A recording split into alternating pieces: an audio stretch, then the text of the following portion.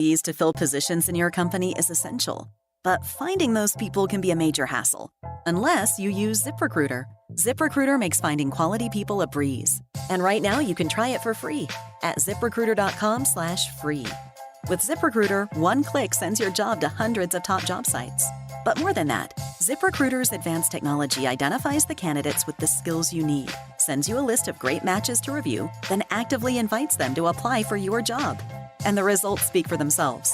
4 out of 5 employers who post on ZipRecruiter get a quality candidate within the first day. That's right, the first day. Now you can focus on your business and let ZipRecruiter do the work finding the best people for you. See for yourself. Experience the ease, efficiency, and power of ZipRecruiter for free. Just go to ziprecruiter.com/free. That's ziprecruiter.com/free. ziprecruiter.com/free. This summer, click into cordless power with Memorial Day savings at the Home Depot. Tackle more than half an acre of grass with the convenience and gas-like power of the Ryobi 40-volt battery-powered mower. And keep your flower beds fresh with the 40-volt cordless string trimmer. Then clear debris with the 40-volt jet fan leaf blower. Click into Memorial Day savings happening now at your cordless power source, the Home Depot. How doers get more done. We are real sports talk. Sports 56 WHBQ. Available on your radio dial at 560 AM and 98.5 FM, as well as around the world online at sports56whbq.com. Take us with you everywhere by downloading the Sports 56 app. And at home, just say, Alexa, play Sports 56. Wherever you are, stay tuned in to Real Sports Talk. Sports 56 and 98.5 FM. We are Sports 56, WHBQ Memphis, and W253DF Memphis, Flynn Broadcasting Stations. It's time to get up and get your day started. Morant. Oh! A jawbreaker! It's Sports 56 Mornings with Greg Gaston and Eli Savoy on Sports 56 and 98.5 FM. The first hour of Sports 56 Mornings is brought to you by the Big Green Egg. Now, here are your hosts, Greg and Eli.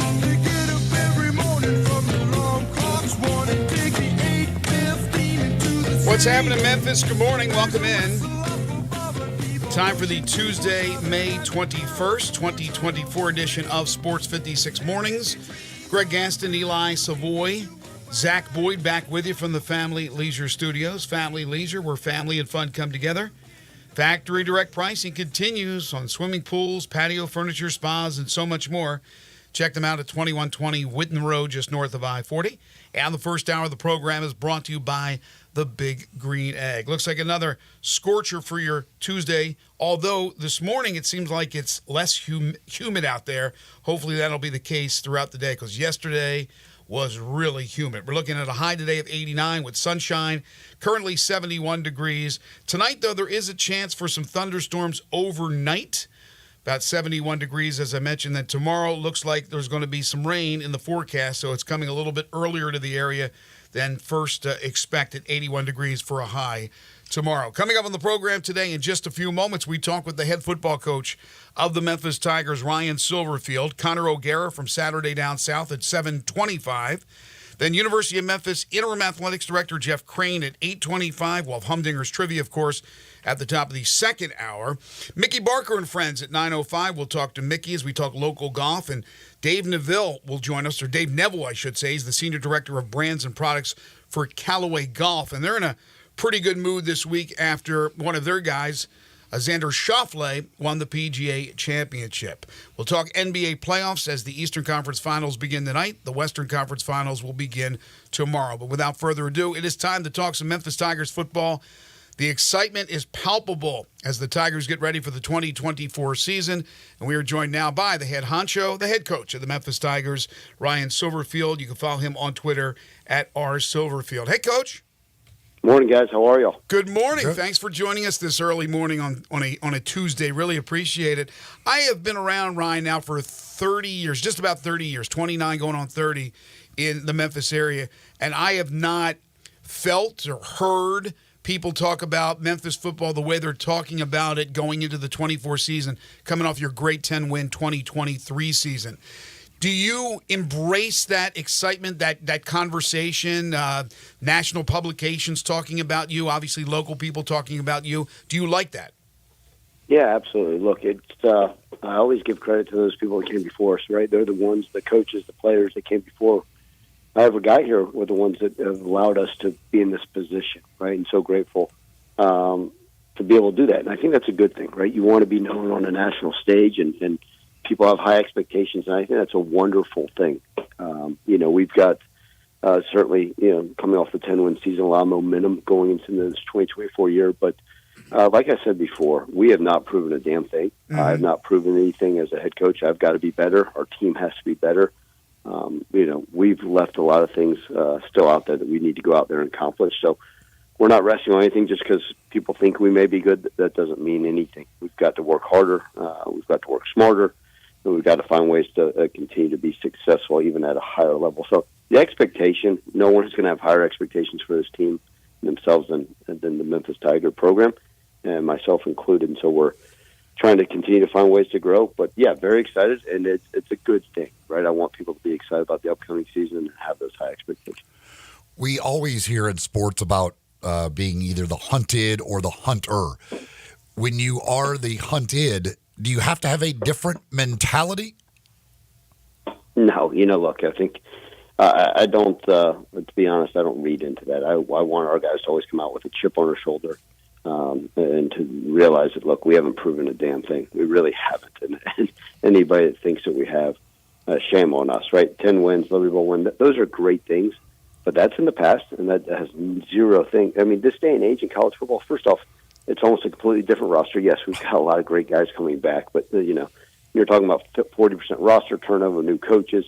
We got to go back to work and start back over, and obviously we've got a lot of good players returning. But hunted, none of that stuff matters. Go out there, put your damn blinders on, and let's work. For years, we looked at the FBS as a conference, not a conference, but a league that has the teams that certainly can make the postseason, first the BCS, then the 4-team playoff, now the 12-team playoff. But it never seemed to include teams from, and I hate the term, but the group of 5. Now there is a spot. Now there is a spot at that big boys table. There is that opportunity for schools like Memphis and Tulane and Boise State, where they are right now configured in this country in Division I FBS football. How does that feel now going into the season, knowing that not only are there some great goals, of course, winning the conference championship, but what could come of that as far as the playoff is concerned?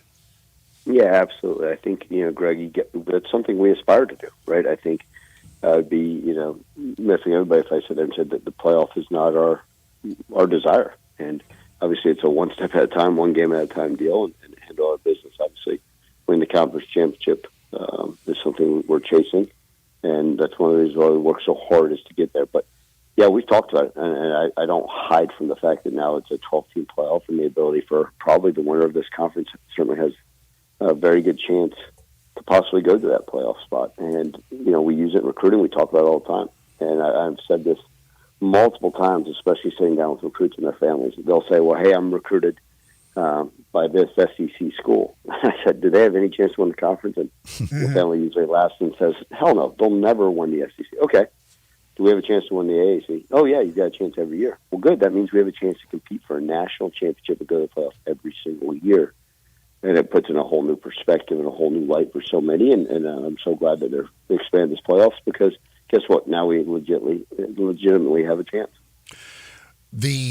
I know you've talked about it. We have not had you on. The commitment from FedEx in the NIL for you as you're out there, again, recruiting in the NIL world. How much does that mean to this program? Yeah, first, obviously so grateful to FedEx, the Smith family, for their commitment, not only to the NIL, but to the stadium. I mean, you just want to talk about a family that is stepped up in a tremendous way and been so supportive of our program, of myself, and couldn't be more humbled and honored and grateful for everything they're doing. But, yeah, it does. I also sit there and say, a lot of people say, well, it's why you're able to do things. Well, the announcement came, and guess what? We still had previously to the announcement guys like Demir Blankensee, Rock Taylor, Seth Hennigan, who say that they were coming, right? Mario Anderson. So we had a lot of these young men that said, I want to be a part of this program long before this announcement. And now it's going to allow us to continue to swing and fight the good fight. I'll say this, and I was quoting the paper the other day, very bluntly, we were tremendously behind most of the programs in our own conference. I mean, if I told you what our NIL was compared to South Florida's, to Charlotte's, to ECU's, to Tulane's, look, SMU, everybody said, how did SMU get so quick so fast? Well, they poured a lot of money into NIL, and so do a lot of programs, and that's why. But what this allows us to do, it allows us not only to be competitive in our own conference, and I'm not making any excuses. Look, if we had $5 in NIL, it's my job to go out there and coach these guys up and find the best players. If it was always just about money, then the Yankees would be winning the World Series every single year, and the Marlins or whatever. I don't know the baseball semantics anymore, but I always think that that's just part of it. So, but it's been great. We can now sit down with a young man and say, look, we're able to provide you opportunities that we probably couldn't in the past, and I think it allows us to move forward. And obviously, it puts us on the national stage and able to compete. But I'm very blunt with these recruits and anybody I sit down with. If it's just about the money, don't come here, because you won't fit into the standards and expectations we're going to have, the way we're going to work. And I tell our staff that all the time too. Like, look, it can't just be about the money. There's so many other things out there, and we've got to believe and have one common goal. And I love that, because most people say, yeah, I'm coming here. It's for the right reasons. Now, does NIL help? Sure. Does higher salaries help? Absolutely. That's the world we live in. And obviously, it's going to continue to help us push in the right direction. Memphis Tigers head football coach Ryan Silverfield joining us on the Sissy's Log Cabin guest line.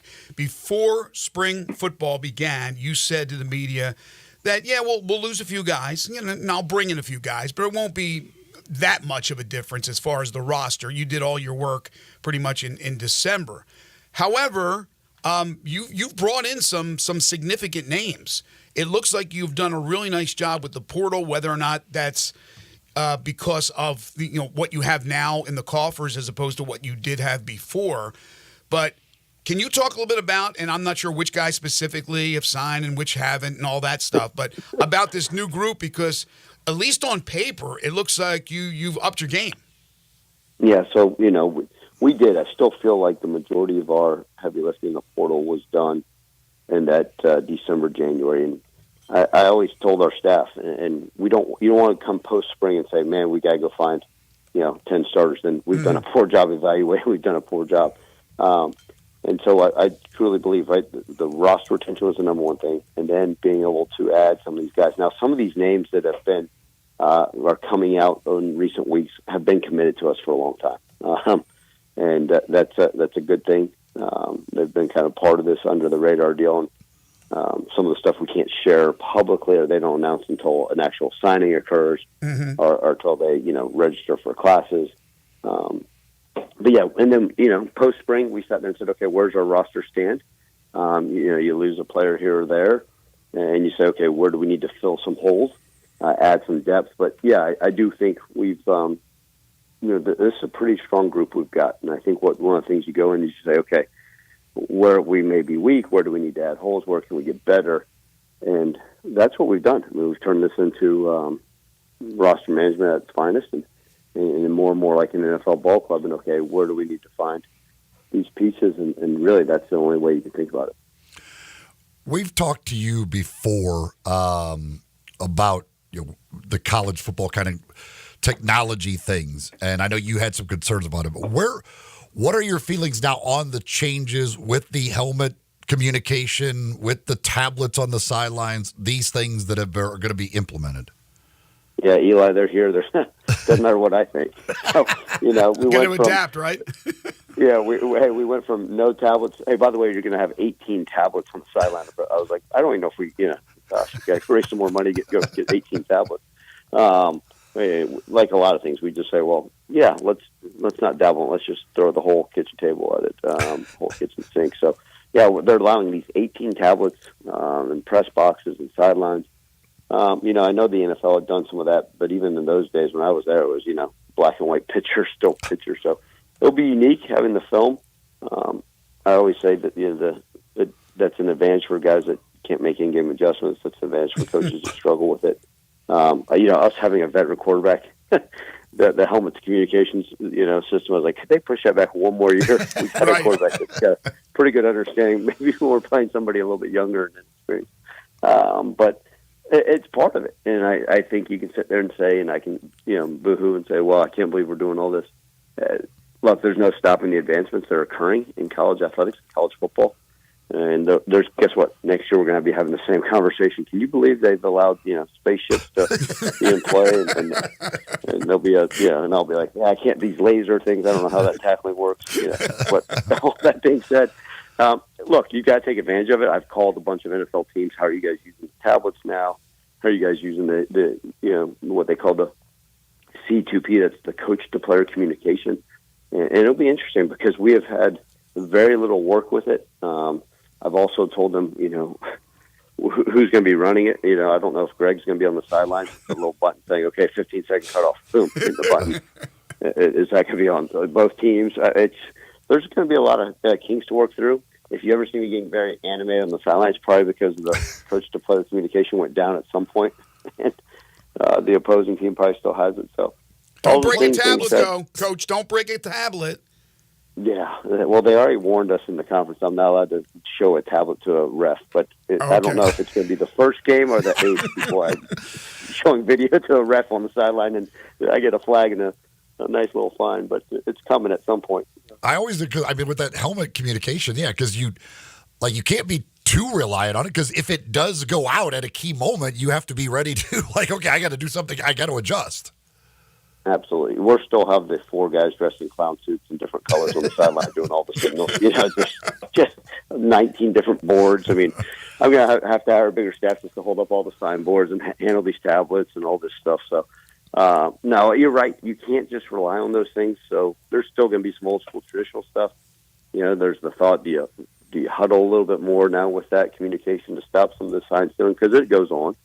And how do you navigate through those things? So, look, we'll continue to try to find ways to advance, but you also don't want to be handicapped by the technology and saying, well, we got to rely on this, right? I got to see, I always trust my eye and trust what's worked. And if we think it can be advantageous for us, we'll make the most of it. Tigers head coach Ryan Silverfield joining us on the Sissy's Log Cabin guest lines. When the lists come out, the preseason list later this summer, and the conference releases whatever they do as far as preseason accolades, should Seth Hennigan be the preseason player of the year in the conference? Absolutely. Absolutely. I don't it'd be hard-pressed now. I don't know what everybody else has. I know, right, a lot of these teams have loaded up in the portal and have added some good players and a lot of returning players in our conference. But it'd be hard-pressed for me in my mind to find that there's a better player, much less a better quarterback out there. I'll put Seth in any regard to any player in the country. And, I think one of those things that's, I think, this time last year, you guys asked the exact question. Seth has had a good freshman, a decent freshman year, right? A solid sophomore year. What jump does he need to make, going into his true junior year, right? As I think he was 19 years old when we had the conversation almost about this time last year. And I said, listen, he does a lot of great things, right? He understands the offense. He's now understanding defenses. Now he's got to find ways to win games, and I think that was the biggest difference last year, right, the maturity. And now he's proven that he's capable of doing that. Let's put it all together, have a complete off season, and he's got a lot of work to do. But man, I'm so glad he's our quarterback, and right, let's hoist him up and continue to see what he's capable of doing this year. All right, final thing for you. We're obviously several months out before camp opens up in August. What still has to be done? Are there going to be any more additions to the roster through the portal? What's coming up here in the next couple of months? I mean, I always never know, right? One or two things. Yeah, playing golf, relaxing. That's right. You're not doing anything. Yeah, I'm right on. I put up my golf shorts on, but I don't think I'll be able to get out there today.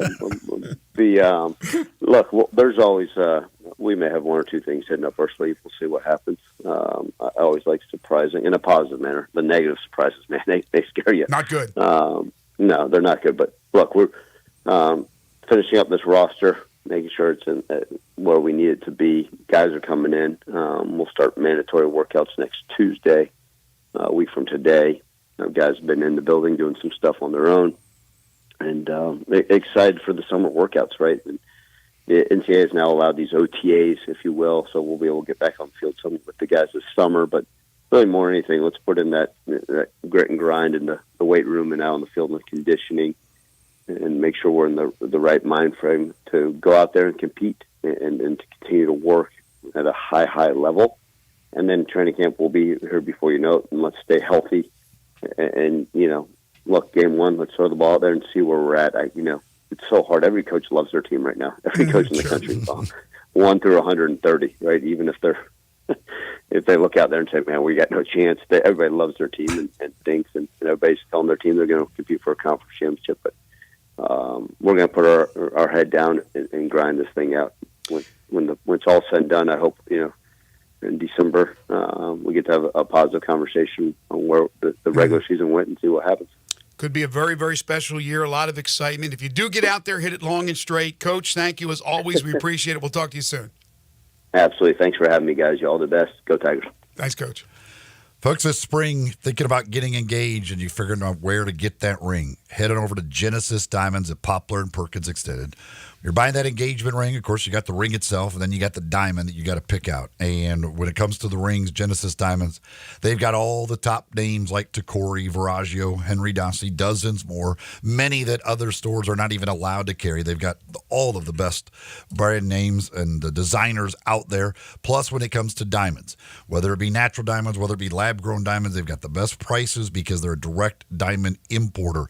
So they have a massive selection, great prices, all the top designer rings. You can't beat the combination, the package you can put together with that beautiful engagement ring at Genesis Diamonds. And they've got great people there to help you pick it out, to figure out exactly what she's going to love. Genesis Diamonds, Poplar and Perkins Extended. If you're looking for that engagement ring, or if you're just looking for any piece of jewelry for some special occasion, maybe you've got an anniversary coming up, maybe it's a birthday, whatever it is, and you're looking for that special piece of jewelry, head on over to Genesis Diamonds, Poplar and Perkins Extended. More football talk when we come back. Connor O'Gara joins us from Saturday Down South. This is Sports 56 Mornings with Greg and Eli on Real Sports Talk, Sports 56 and 98.5 FM. We are Real Sports Talk. Sports 56 WHBQ. Available on your radio dial at 560 AM and 98.5 FM, as well as around the world online at sports56whbq.com. Take us with you everywhere by downloading the Sports 56 app. And at home, just say, Alexa, play Sports 56. Wherever you are, stay tuned in to Real Sports Talk. Sports 56 and 98.5 FM. Simple, smooth, and every sip as easy as the last. Tito's handmade vodka tastes just as good with tap water as it does your favorite mixers. Back in the day, Tito distilled, hand-bottled, taste-tested, sent out to a few friends, then taste-tested again to give you the finest juice around. No frills, no flavors, no fancy labels, just the good stuff, just Tito's. For recipes, videos, and more, visit Tito'sVodka.com. Distilled and bottled in Austin, Texas. 40% alcohol by volume, namely 80 proof, crafted to be savored responsibly. You or someone you know or care about has dealt with a difficult divorce. When facing divorce, you need the attorneys at Rice Law. Nick and Larry Rice lead the firm with 3 generations and 7 decades of experience. Located in Memphis, serving the entire state of Tennessee and North Mississippi. Rice Law is who you need to call. Simple or difficult divorce, they know how to handle it. Call Rice Law at 901-526-6701, or for more information, visit them at aboutdivorce.com. That's aboutdivorce.com. Gas, groceries, utilities, you name it, the price of everything is going up, and if you're stuck in a bad timeshare with rising maintenance fees, the financial burden can be crushing. It is time to get your finances in order and get the real facts about that timeshare that you are stuck in and your options to get rid of it. Chuck McDowell, founder of Wesley Financial Group, has been helping families out of horrible timeshares for over 10 years and has put together a complete timeshare exit information kit that he will send you absolutely free. To date, over 30,000 families have trusted Wesley Financial Group to help them out of financial hardship by getting them out of bad timeshares. Get the facts about how the timeshare industry works and your options for cancellation. Simply call Wesley now for your free timeshare exit kit and see how you can become timeshare free. Call 800-462-3333. That's 800-462-3333. Once again, 800-462-3333. Is your wife asking you to stop eating junk food? Well, we have you covered at Humdinger's. It's quick and it's healthy, and most important, it tastes amazing. With many choices from salmon salad to rainbow trout and grilled asparagus. Come visit us for lunch at Humdinger's, 6300 Poplar Avenue. So good, Coach Penny eats with us weekly. Don't forget, Humdinger's offers full-service catering for weddings, social events, or your corporate lunches. You can call 901-260-8292 to find out more. Hey, Mid-South, I've got Marty McNaid getting back to the past on these prices at Gossett Volkswagen Germantown. This is heavy, Doc. I mean, Randy. Let's go with 42 MPG Highway and a 2024 Volkswagen Jetta SE for $249 a month. Or take your pick from a 2024 Tiguan S or 2024 Taos SE for only $279.28 a month. Great Scott, McNaid! You got it going on at Gossett Volkswagen Germantown on Winchester Road. Let me hit those deals again. 2024 Volkswagen Jetta SE, $249 a month, or take your pick. 2024 Tiguan S or Taos SE, $279.28 a month. Your future is whatever you make of it, Randy, so let us help you make your future down here at Gossett Volkswagen Germantown, 7420 Winchester Road, or shop online at GossettVWG.com. All 36-month lease, 7,500 miles per year, 20 cents excess mileage. Jetta number RMO 46526, MSRP 26,996. Tiguan RM 103,910, MSRP 31,363. Taos RM 11174, MSRP 31,414. Includes all credit and incentives. PF 695. Excludes DTNL. See dealer for complete details. With approved credit dealer stock only. Offer expires into the month. Sports 56 traffic. Good morning, MPD. Still working this accident involving some injuries. It was a pretty nasty wreck at Lamar and Winchester. Try to avoid that intersection if you can. It's building out here right where you would expect. Inbound on Summer Avenue. It's picking up with more volume on 240 East over here at Poplar. Still looks pretty good right now in the Midtown area on 240 North up by Lamar. Weimer's Jewelry, 7525 Highway 64 is your full-service, family-owned jewelry store right here in the Memphis area. I'm Commander Chuck with your on-time traffic.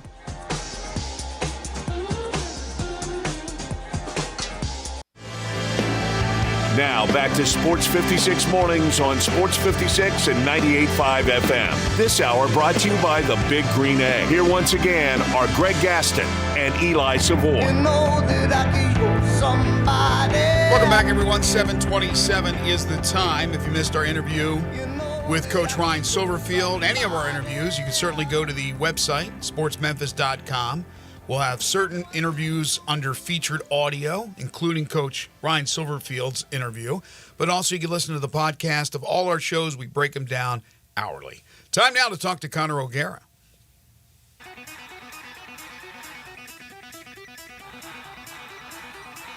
It's time to talk some SEC and college football. Joining Greg and Eli is Connor O'Gara from SaturdayDownSouth.com and SaturdayTradition.com. Here's Connor O'Gara with Greg and Eli. He is, in fact, the senior national columnist for Saturday Down South, host of the Saturday Down South podcast. He is Connor O'Gara. He joins us every other Tuesday here on Sports 56 Mornings. You can follow him on Twitter at CJ O'Gara. Connor, what's going on today? Gentlemen, not a whole lot. Life is good. So I was listening to, and I don't even know what show it was, but they were talking about the upcoming season. And with the SEC, they talked about Georgia, the addition of Texas with Quinn Ewers, and said Ole Miss right now with what Lane Kiffin's putting together, that team with the veteran now Jackson Dart coming back, they should also be right there in the mix for the playoff. Are people forgetting about Alabama? A little bit. What if it was my show that you were actually referencing and didn't even realize it? Did you? No, I didn't do that. Okay. I didn't do that. It'd be funny if I did, though. Look, yes, people are sleeping on Alabama, and I think that there are 8 teams in the SEC with playoff upside. It doesn't mean I'm sitting here telling you in the third week of May that I think 8 SEC teams are making it to the college football playoff. Absolutely not. But I do think that there is a dismissal of Alabama.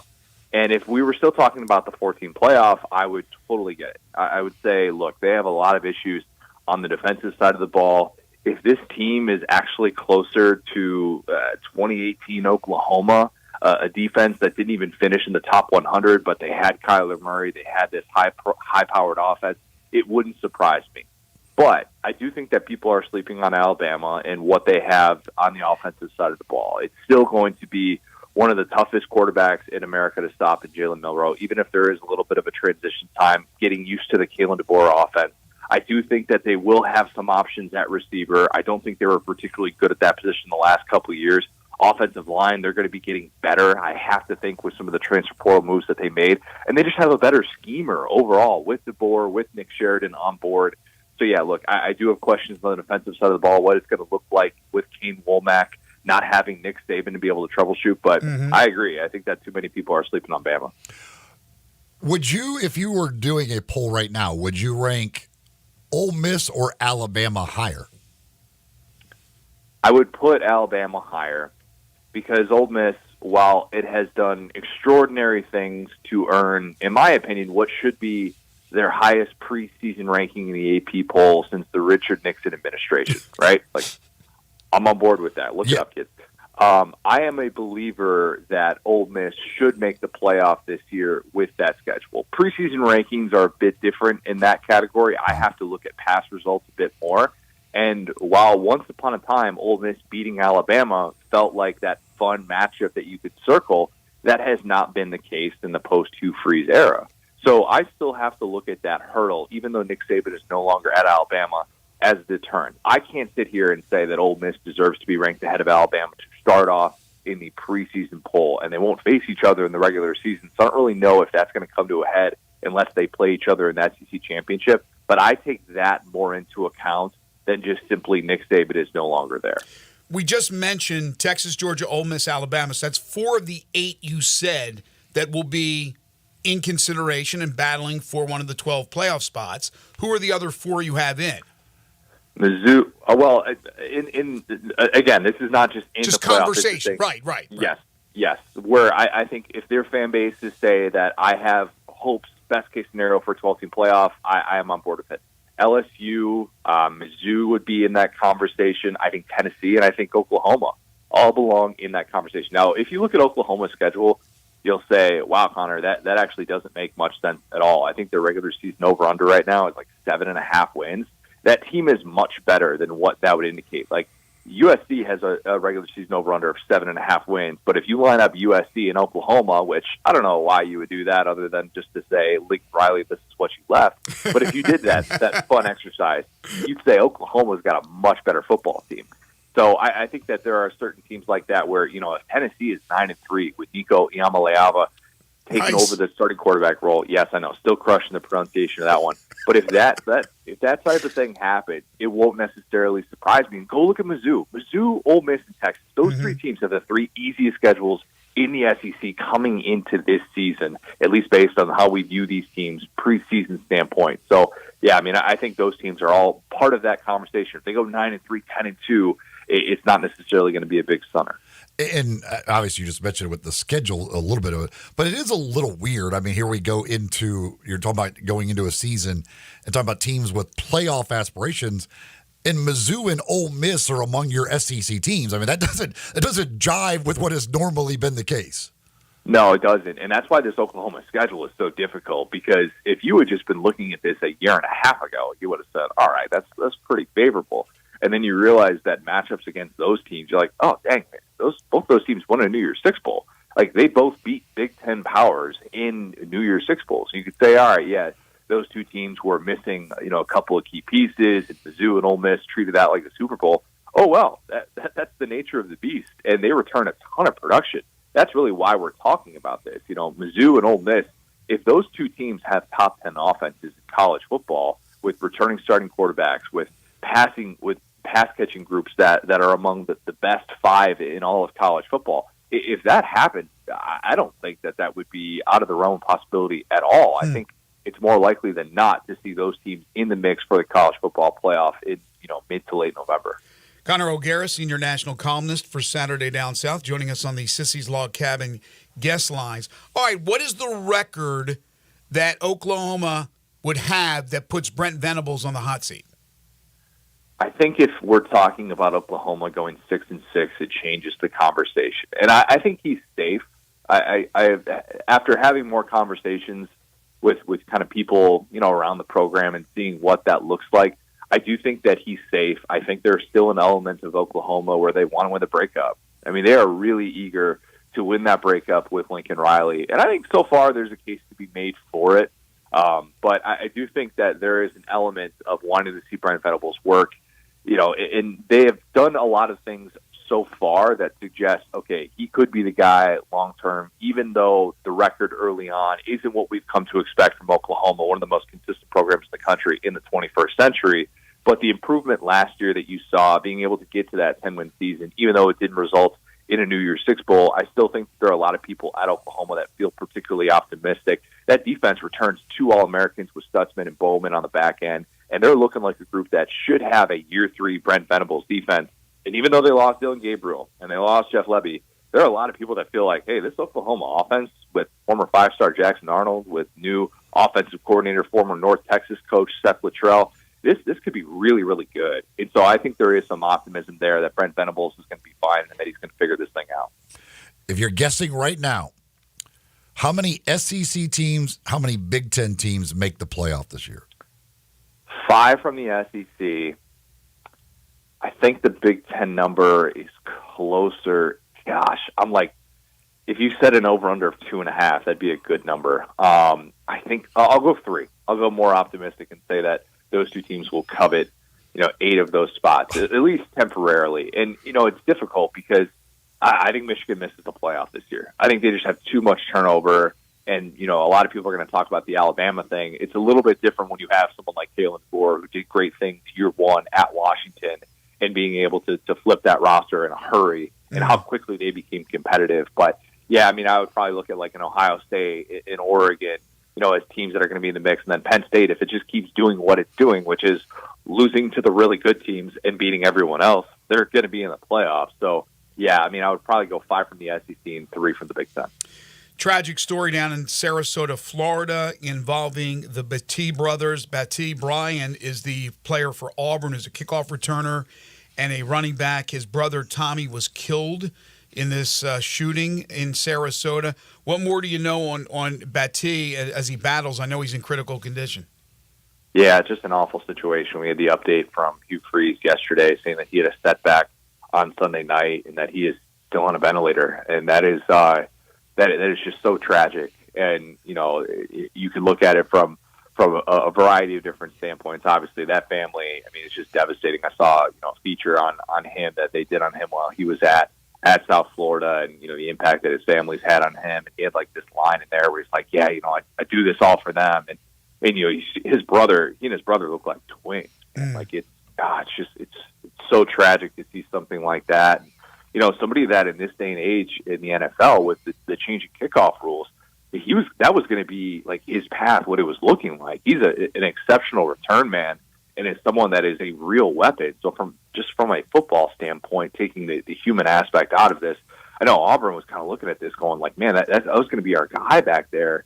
And, this is just such a tragic thing to have happened. Just the worst type of headline. I can't imagine, getting that call for that family and hope that he's able to, have a positive recovery and that we haven't seen necessarily, just the worst news come out already. And hopefully we're going to get some better news ahead today from Hugh Freeze. Yeah, there's no doubt that is absolutely awful, awful stuff. With Hugh Freeze, year 2, what's the fair expectation there? The fair expectation is that Peyton Thorne has to be better. He simply has to be better for a group that should have a winning record this year. Now, that doesn't sound like much because it's not. And for my money, when you have to play at Alabama, at Georgia, your ceiling is limited.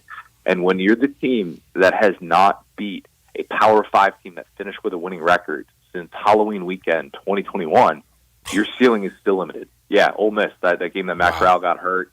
Yeah, it's been a minute. I was there for that one. Exactly. So that feels long ago, right? Now that you say that, I'm like, well, that was a long, long time ago. They've lost 17 in a row against those types of opponents. That's just Power 5 teams that finish with a winning record. That's a problem. And that's why we're talking about Auburn outside of that conversation for the 12-team playoff. And you have to see dramatic improvement. There was frustration that Hugh Freeze did not add a transfer portal quarterback in that first window. and then you looked at the market post-spring, and you're like, this ain't worth starting over. I mean, just run it back with Peyton Thorne at that point. And so I think that there are a lot of questions there. What's it going to look like on that offensive line? Can you actually get some help up front? You have the changing coordinators. Hugh Freeze is calling plays once again, a year removed from saying that he doesn't think he's one of the premier play callers in the sport anymore. It's a team that lacks an identity, and that's the puzzling thing. I thought we would be talking about Auburn having a much more clear identity at this point under Hugh Freeze going into year 2. But, yeah, to me, 7-5 should be kind of the expectation with the way the schedule sets up. EA Sports, it's in the game. College football video back, and you wrote about the dynasties, which is something you can do, obviously, within the game itself. You wrote about 5 teams that would be fun as far as the dynasties are concerned. Some interesting choices. Yeah, you can't just pick the premier teams. I mean, you get laughed out of the room if you're picking Georgia and Ohio State, Alabama, Texas. Like, sorry, that is no fun. Like, what's the glory in that? You got to pick a team right. That's, it's got some sort of underdog element to it. That's kind of the name of the game. So yeah, I went with Arizona because I just love Noah Fafita. He's my favorite returning player in all of college football. Electric quarterback. But there are teams like that where Texas State, which runs a really, really fun offense. TJ Finley last year was so unbelievably good. Mm-hmm. Now they get Jordan McLeod coming in from James Madison, a USF program that is on the rise under Alex Golish. To be able to look at the pirate ship every single home game, I mean, that's just second to none.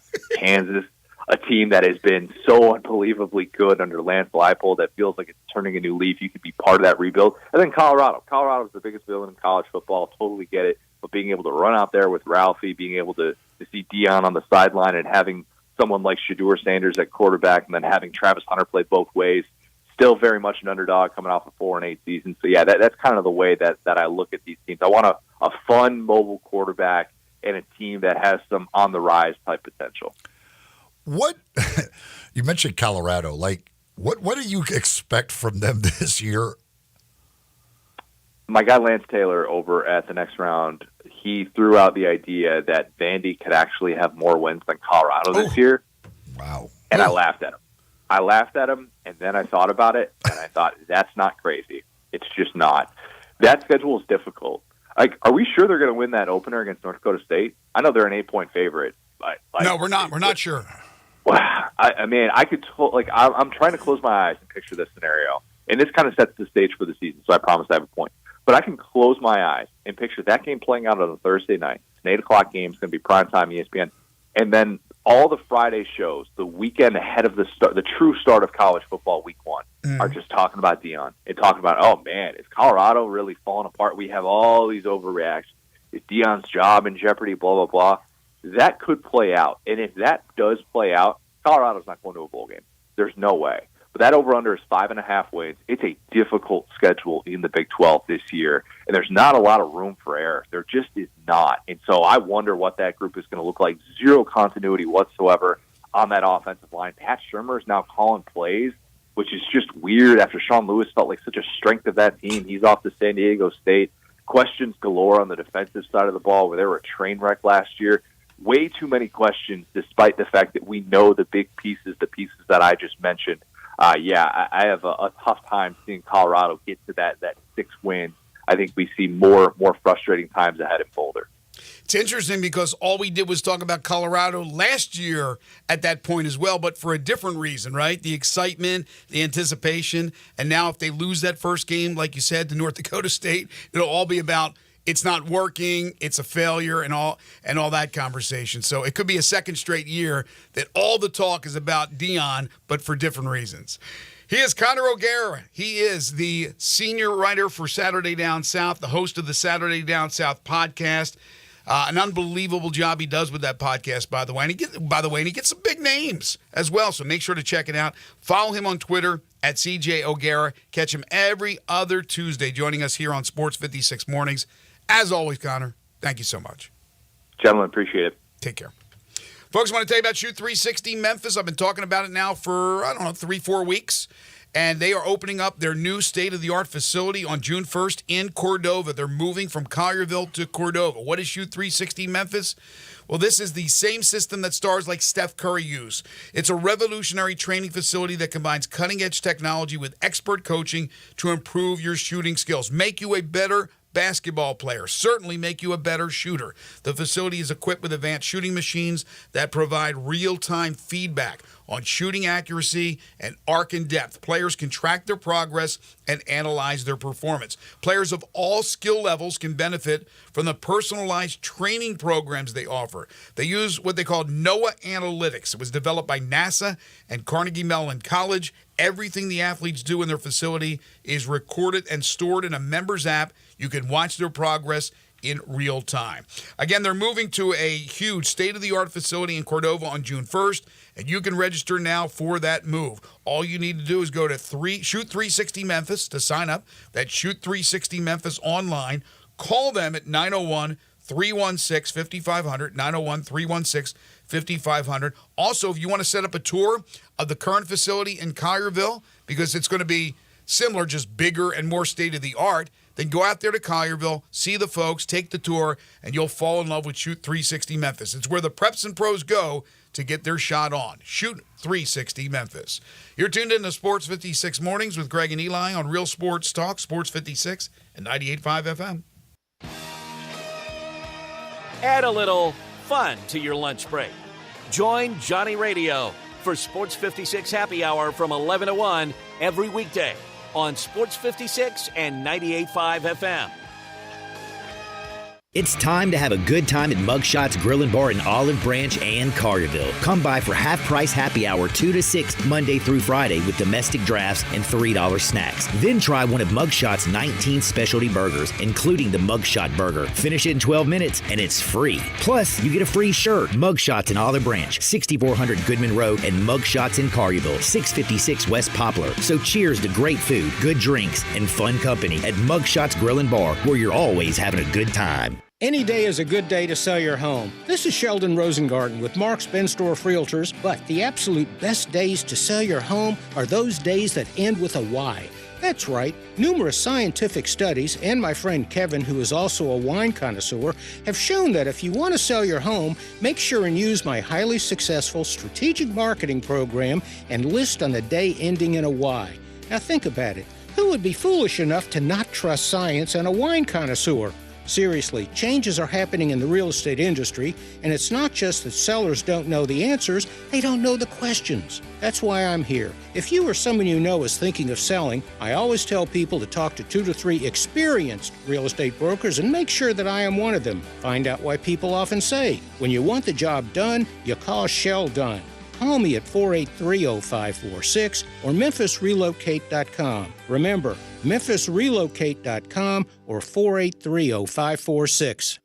I've got Jason, the main man marshal, here, and he's ready to start something big at Gossett Volkswagen on the Pike. What's up, Jace? Randy, I've got 42 MPG on the highway on the all-new 2024 Volkswagen Jetta SE for only $249 a month. Or take your pick from the 2024 Tiguan S front-wheel drive or 2024 Taos SE. We Gossett at $279.28 a month. That's a 2024 Volkswagen Jetta SE, $249 a month. Or take your pick from 2024 Tiguan S or 2024 Taos SE, $279.28 a month. And Randy, you know the deal. Make me an offer because no reasonable offer will be refused. Ask for Jason, the main man marshal at Gossett Volkswagen, 1875 Covington Pike. Online, GossettVWMemphis.com. Where we're charging for it and charging less every day. All 36 monthly, 7,500 miles per year. Taos RMO 51756, MSRP 26063. Tiguan RM 103,910, MSRP 31,363. Jetta RMO 48802, MSRP 25,506. Cross Sport RC 23,6449, MSRP 38,981. Includes $3,000 rebate. Cannot be provided with special APR. Includes all rebates and incentives. PF 695. Excludes pack final license. See dealer for complete details. Offer valid through end of the month with approved credit dealer stock only. They're taking care of business in Memphis right on the river with Grind City Brewing and all of their great products. Look, this was a dream come true for a father and son duo. And if you have not been to that brewery right on the river, just to the north of downtown, you're really missing something special. And now you can't miss their products. Wherever you go, you see a brand new label. It's clean, it's beautiful, it's distinctive. You'll know Grind City Brewing, and of course you know their products like Poppy's Pills, that great Pilsner, or Tiger Tail, that very creative craft malt liquor. There's the new Thaddeus Amber Lager. That is absolutely a great light beer. There's the India Pale called Godhopper. It's outstanding. And then there's the Belga, the Belgian-style wheat ale. They keep bringing hits at Grind City Brewing. As the seasons change, so does the need for reliable home comfort. It's time to turn to the experts with Choates, where your family's comfort is our top priority. Right now, Choates is making it easier than ever to upgrade your home's climate control with our exceptional Carrier systems. There's never been a better time to enhance your comfort. Select from incredibly low monthly payments, 36 months no interest financing, or choose our $1,650 Cool Cash rebate instead and lower the upfront cost on select Carrier systems. It's not just savings, it's cool cash in your pocket. Low monthly payments, no interest financing, or cool cash rebates? Whatever you choose, you're choosing quality, reliability, and the trusted service of Choates. Call us today at 347-8086 or visit ChoatesHVAC.com to learn more about these incredible savings. But hurry, these deals are as fleeting as a cool breeze on a hot day. Choates, let our family serve your family. Now back to Sports 56 Mornings on Sports 56 and 98.5 FM. This hour brought to you by the Big Green Egg. Here once again are Greg Gaston and Eli Savoy. Coming up in hour number 2, a lot of NBA talk. The Eastern Conference Final gets underway tonight with Boston hosting Indiana. We'll have Jeff Crane on from the University of Memphis, the interim athletics director. And at the top of the hour, when we get back from the break, it'll be Humdinger's Trivia. But right now, I want to talk about G.G. Jackson, as the NBA announced its all-rookie team, and the Grizzlies youngster from South Carolina makes the second team. He was fourth among rookie scorers, third after the All-Star game, averaged 14.6 points per game, shot 42.8% from the field, 35.7% with that rainbow three, playing 25.7 minutes. A guy who was not expected to make any kind of impact going into the season as a second-round pick out of South Carolina, but he did, and he did to an extent where he is honored by the NBA.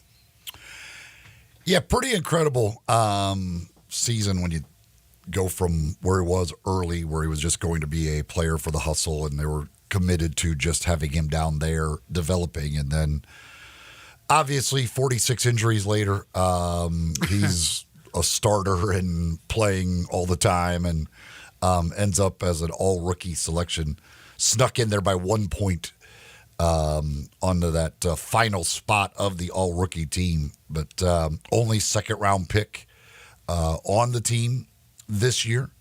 Every other player on the all-rookie team was in the top 20 of the draft, and he's there at 45. So it's a feather in the cap of Zach Kleiman and company to get him where they did, and for him at his age, the youngest guy in the league, to be able to earn that honor off of basically a little more than half the season playing playing with the Grizzlies. Youngest player in the league, man. That is just hard to digest.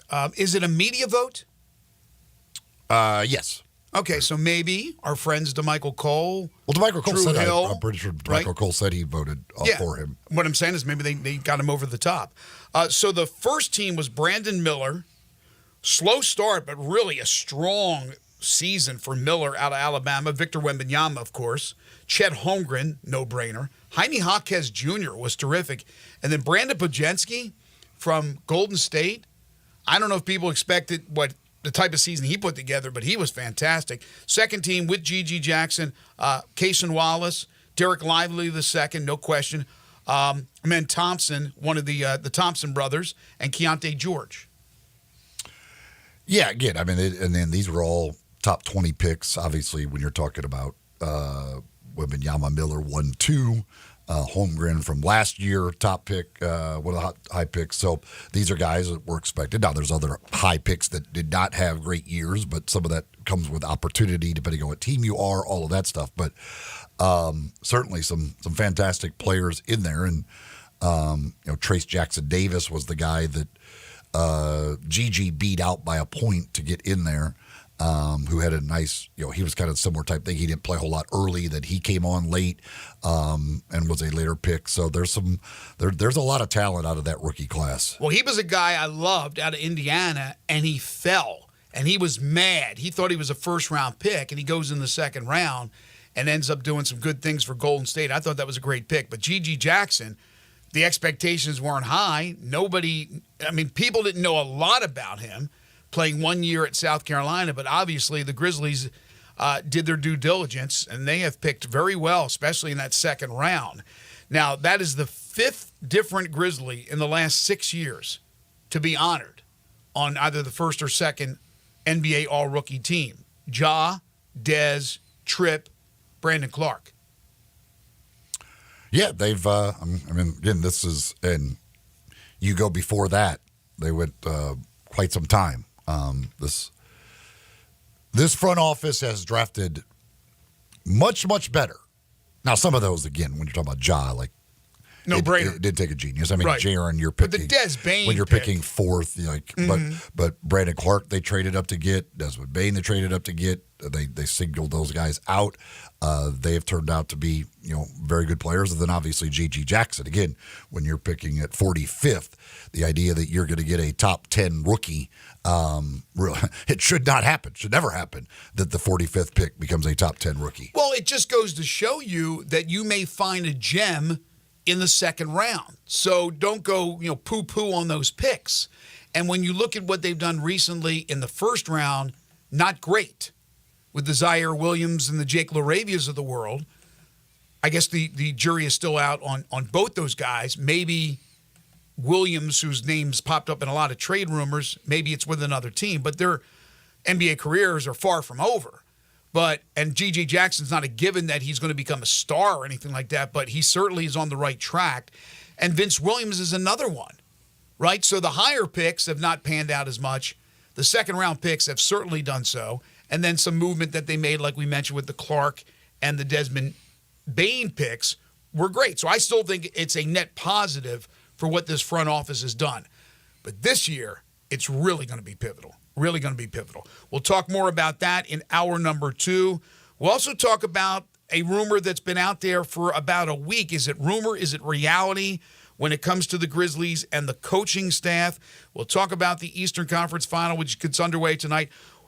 Who benefits the most from an NBA title? Is it Luka or is it Tatum? We'll get into that conversation. Again, we got Humdinger's Trivia coming up, and Jeff Crane will join us at 8:25, University of Memphis Interim AD.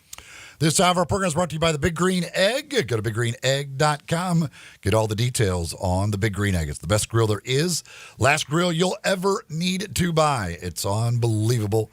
And we are getting into grilling season for sure. We got Memorial Day weekend coming up. So it's a great time to check out the Big Green Egg. You're tuned in to Sports 56 Mornings with Greg and Eli on Real Sports Talk, Sports 56 and 98.5 FM.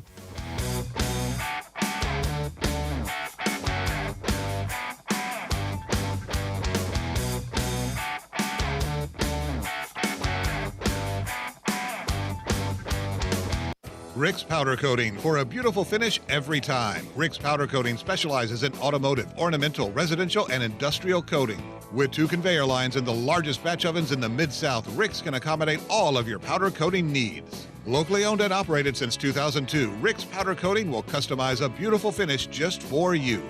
Drop by or call to see how Rick's Powder Coating can bring color to your life. 901-367-2771 or rickspowdercoating.com.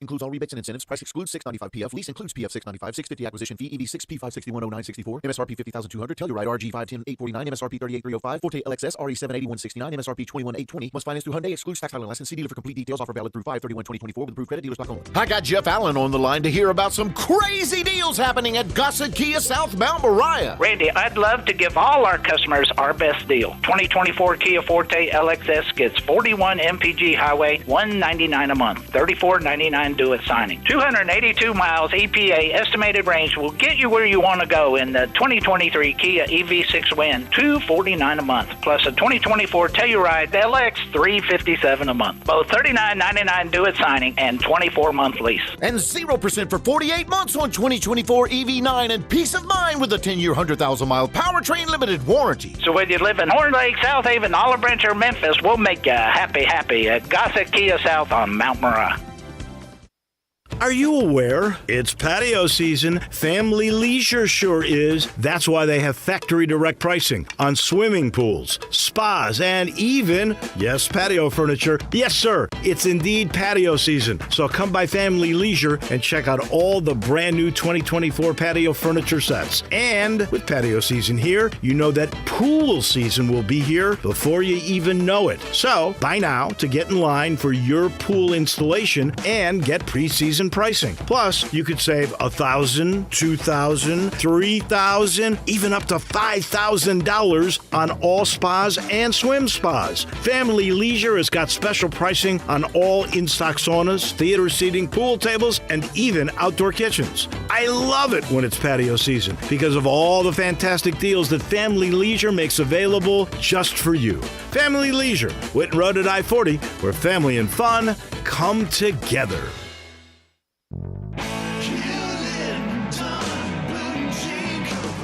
Hewlett & Dunn Boot and Clothing Company, we have it all. From handmade Amish leather belts, fine and casual clothing, boots, casual boots, work boots, fancy boots, and even safety-toed boots. Lots of cowboy hats to choose from, even Nebo lights, good-looking duck head dress shirts, duck head caps, shorts, and pants. Tons of jeans from Ariat, Wrangler, Devil Dog, and Kimes Ranch jeans. At Hewlett & Dunn, we have a great selection of Old South t-shirts and caps. Fine clothing from dress to casual to Sunday best. Enjoy choosing from UFO's orthopedic-approved shoes. Hewlett & Dunn Boot and Clothing Company. Boots of every size, every color, every skin. Great quality Western, work, and safety toe boots. Hewlett & Dunn Boots and Clothing Company. 111 North Center Street, Collierville. Hewlett & Dunn. Hewlett & Dunn, serving you and your family since 1961. Welcome to Triumph Auto Sales, where you'll have a great car buying experience. Triumph Auto Sales is your #1 source of quality pre-owned vehicles ranging from lease returns to new car trades, all at huge savings. Plus, Triumph has a full array of financing options to meet your needs. Find your next car online at triumphautosales.com or stop in today at 4875 Elmore Road. Triumph Auto Sales will help you get the vehicle you want at the price you need and the service you deserve. For a great car and a great experience from a local and family-owned business, visit Triumph Auto Sales. We are Sports 56, WHBQ Memphis, and W253 DF Memphis. Flynn Broadcasting Stations. Oh, yeah. Sports 56 Traffic. Good morning. An accident with injuries getting some attention. It's going to be at Raleigh-Millington Road at Pleasant Ridge Road. Again, it's got the intersection blocked. A crash there in Midtown. It's going to be at Union Avenue at Belvedere. Traffic's still a bit busy out here on 240 East and westbound. Now over here at Walnut Grove, I-40 West is picking up with more volume as you come past Germantown Parkway all the way up to Sycamore View Road. Hey, 24/7 reliable crane and rigging services right here in the Memphis area. Tomahawk Crane and Rigging. Check them out today at TomahawkCrane.com. I'm Commander Chuck with your on-time traffic.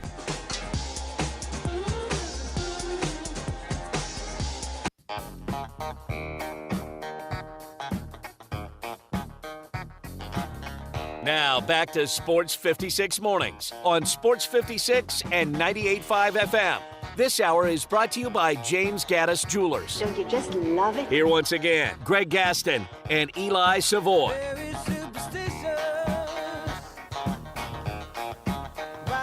Welcome back, everyone. 8:03 the time. Hour 2 here on Sports 56 Mornings on this Tuesday, May 21st, 2024. Greg Gaston, Eli Savoy, Zach Boyd with you from the Family Leisure Studios. Family Leisure, where family and fun come together. 2120 Whitten Road, just north of I-40. Currently at 75 degrees. It will get up to 90 today. Sunshine and another hot one. Then tonight, looks like we'll get some rain overnight, possibly some thunderstorms, low of 72. Looks like some rain and some sun for Wednesday, but mostly rain, 70% chance. Same deal on Thursday. Hour 2 of the program brought to you each and every day by our friends at James Gaddis Jewelers. Tell you more about them in a second, but it is Tuesday time for Humdinger's Trivia.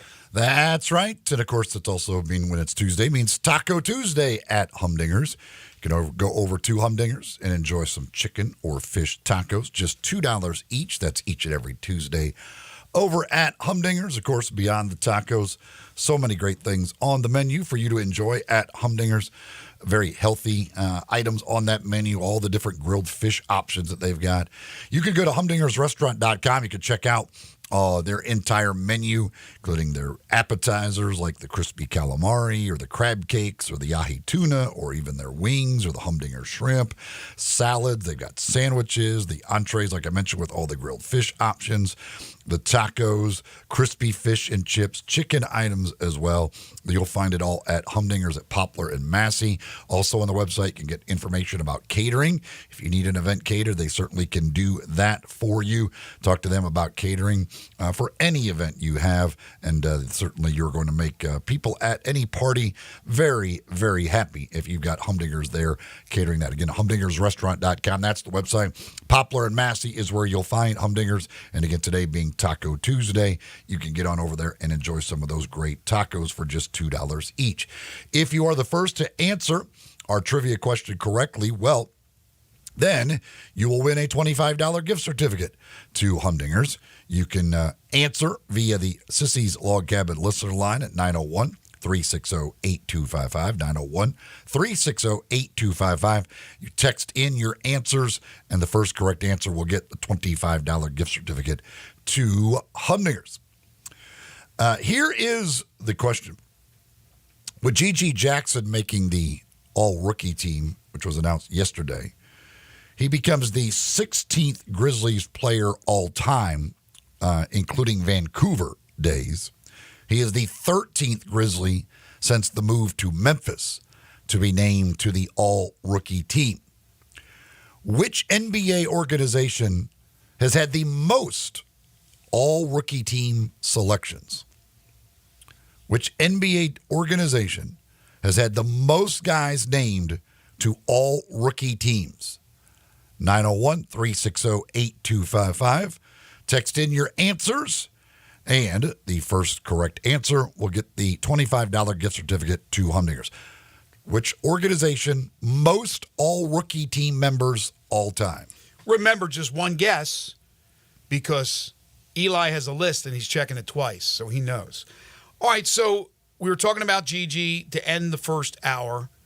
The second-round pick has been a great find for this organization. They have done a really good job, especially in the second round. They've had some misses, it seems like, in the first round, although, as I said, the jury's not out completely on guys like Zaire Williams and with Jake LaRavia. Of course, David Roddy ended up being traded to Phoenix. But since the end of the season, it's been relatively quiet. They had the exit interviews. And then we had the story that came out about a week ago. I think it was Kelly Iko from The Athletic, that the Grizzlies have let go several assistant coaches. And I believe that to be true, although they have not made any type of an announcement on that. Do you have any idea why it's so secret right now? I do not know why they have not made any announcement on it, but yes, they have. I've been told by multiple people that yes, they have gotten rid of most of the coaching staff. So that's a lot of holes to fill. That's going to be minimum 3 and between 3 and 5 to replace? I don't even know how many assistant coaches they have anymore. It's so hard to They're going to need a third round. There's people all over the place. I don't know who's assistant coaches, who's like video. I don't know. Like they're staffs anymore in the NBA. There's a million people wearing pullovers, and I don't know who's who. Well, like, I'm with you 100%. So I don't even know for sure how many assistant coaches they have on staff or will have on staff. But yes, from what I understand, there's only going to be a couple holdovers as far as the assistant coaches are concerned. I don't know if there's as far as other roles that have been let go, but as far as assistant coaches, there's only going to be a couple holdovers from the previous staff. Yeah, and you could look at the staff from last year, and there's some significant names. So that's some holes that have to be filled, and you would imagine that it will be sooner than later. You want to have everybody in place, certainly for summer ball. But I think the bigger meaning of that is that we just had a horrible year. Yes, injuries played a major factor. But even with injuries, we had a horrible year. And we need to make changes. We're not going to change the head coach. And they should not have changed the head coach. I think Taylor Jenkins did a very good job for what he had to work with. I don't believe by any stretch of the imagination, even though early in the season, I remember the conversation that was being made around this city that Taylor should be let go because they were struggling to win a game. But he was playing, hell, you were playing, I thought you suited up 3 games. So I said, no. Don't forget what he had done the last couple of years prior. Now, in the postseason, they have been a disaster. They only have the 1 series win over Minnesota for Taylor. But again, some circumstances that are beyond his control, like a suspension for Ja Morant, like more injuries at the most inopportune time. Last year was this past season, all the time.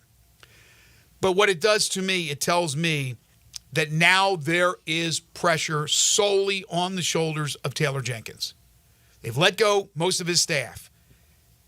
Said, we got to make some moves. We got to make some changes. We have to, I don't know if we're doing that for the fans, that we're making moves that we can't accept even in an injury-riddled season, that kind of year.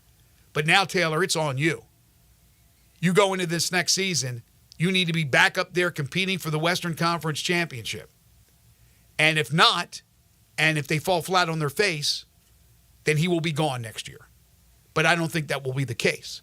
I really respect him as a head coach, and I think he'll do a really good job. But I think they've laid it on the line. I don't know that for a fact. I don't know if that's been said, but I think it's pretty obvious.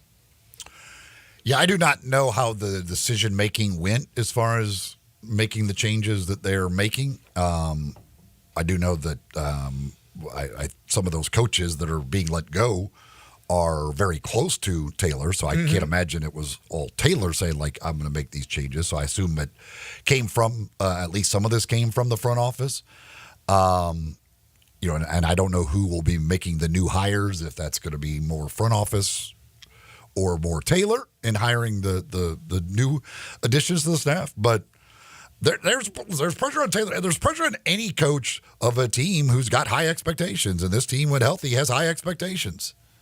So, yeah, there's going to be pressure on Taylor Jenkins. Yeah, and when DeMichael joins us on Wednesday, I'll ask him about the possibilities of a lead assistant, somebody out there who has all the experience. I mean, you have guys that have been fired here recently that I think are really good coaches, like Monty Williams, like Frank Vogel.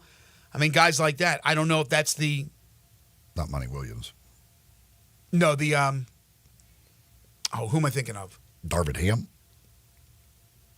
No, it wasn't Darvin Ham. So Monty wasn't fired, yeah. He's still with Detroit. Yeah. Okay, I was just thinking he was fired. People will think like Darvin Ham because of his and Taylor's relationship. Again, with Mike Budenholzer going to Phoenix, would that be a possibility for Darvin Ham? I don't know what Darvin Ham's possibilities will be and what he wants to do. Does Darvin Ham want to go back to being an assistant coach? Does Darvin Ham want to go back to, he might want to wait and get another head coaching job? I don't know, but I know people will automatically think, well, Taylor and Darvin Ham are close. Darvin Ham is out of work. Maybe that's a possibility. I have no clue whether that would be a possibility or not. Okay, but I do think it really sets the stage for next year, putting pressure, whether or not he would admit to it, on Taylor Jenkins and this team to have a fruitful season. And I mean beyond just getting back into the postseason, doing some damage. And that's going to also depend on what the front office does. The front office moves are going to be critical. So the front office should be held to the fire as well by Para when it comes to next season. Because yesterday we were taking calls and texts on the window, how open the window is for Memphis. We all agreed that the window is still open. But slowly, in increments, little increments, starting to close a little bit. And that's because you have also teams around them that have taken a major step. One of them being Minnesota. That series with Dallas will begin tomorrow. Tonight it is Boston and Indiana. The question I pose to our listeners and to you, and you can hit us up on the Sissy's Log Cabin listener lines by texting in at 901-360-8255.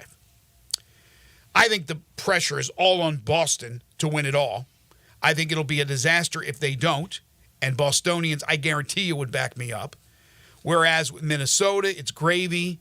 Even with Dallas, I don't know, there's not that much pressure because they weren't expected to be, I think, Western Conference champions. And Indiana, certainly a team on the rise. The expectations are not that high. So with that said, and I don't think there's certainly anything for Anthony Edwards has taken the league by storm. If he doesn't win a title this year, I mean, there's the thought that Anthony Edwards will get some cracks at it. But Luka, who's still only 25, and Jason Tatum, who's older, who does this benefit more? Overall, the perception of who they are, everything. Does this benefit more Jason Tatum? Does this seal the deal for Tatum? He's never won an MVP, never won an NBA title. Or is it more beneficial for Luka, who people still look at and go, he's one-dimensional, he's a scorer, he doesn't play any defense, and that's going to not be good enough on an NBA team to be that number one guy, the alpha guy. They're not on an NBA championship team. They won't get it done. So if it is done, if it is an NBA championship for Dallas, does it benefit Luka more than it would Jason Tatum in Boston? I think Tatum would benefit more because Luka is and will be considered one of the probably 3 or 4 best players in the league every single year as long as he's playing. Tatum, I think people still have some questions about what exactly is he. He doesn't get the respect in the MVP voting and a lot of the other stuff that these other guys get. Plus, he's been there; they've gotten close, and just adding that, getting over that hump. If he comes up short again, then there will be even more questions about, okay, really, what is Jason Tatum in this Celtics team? So I think Tatum certainly would benefit greatly as far as his kind of legacy goes by adding a title. Yeah, you're right. At the end of the season, they look back and they go, you know what? He was really good on a really good team with an array of talent, and we're going to not give him too much respect in the NBA MVP voting.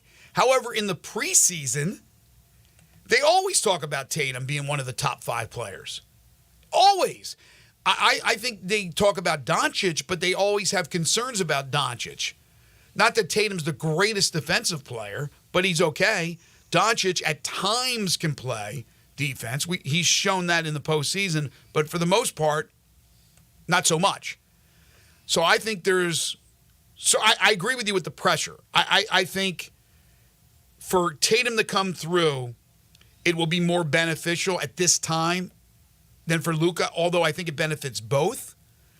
But Tatum, if Boston doesn't get it done, then I think we just stop the conversation about Tatum. There's the old theory that you need a combination of 5 to be one of the greats of all time. You need a combination of MVPs and championships for your team. A combination of 5. Jason Tatum has zippo. He has 0. You have a team that's star-studded. And Porzingis may miss the first game or two. They shouldn't have any problems with Indiana, I don't believe.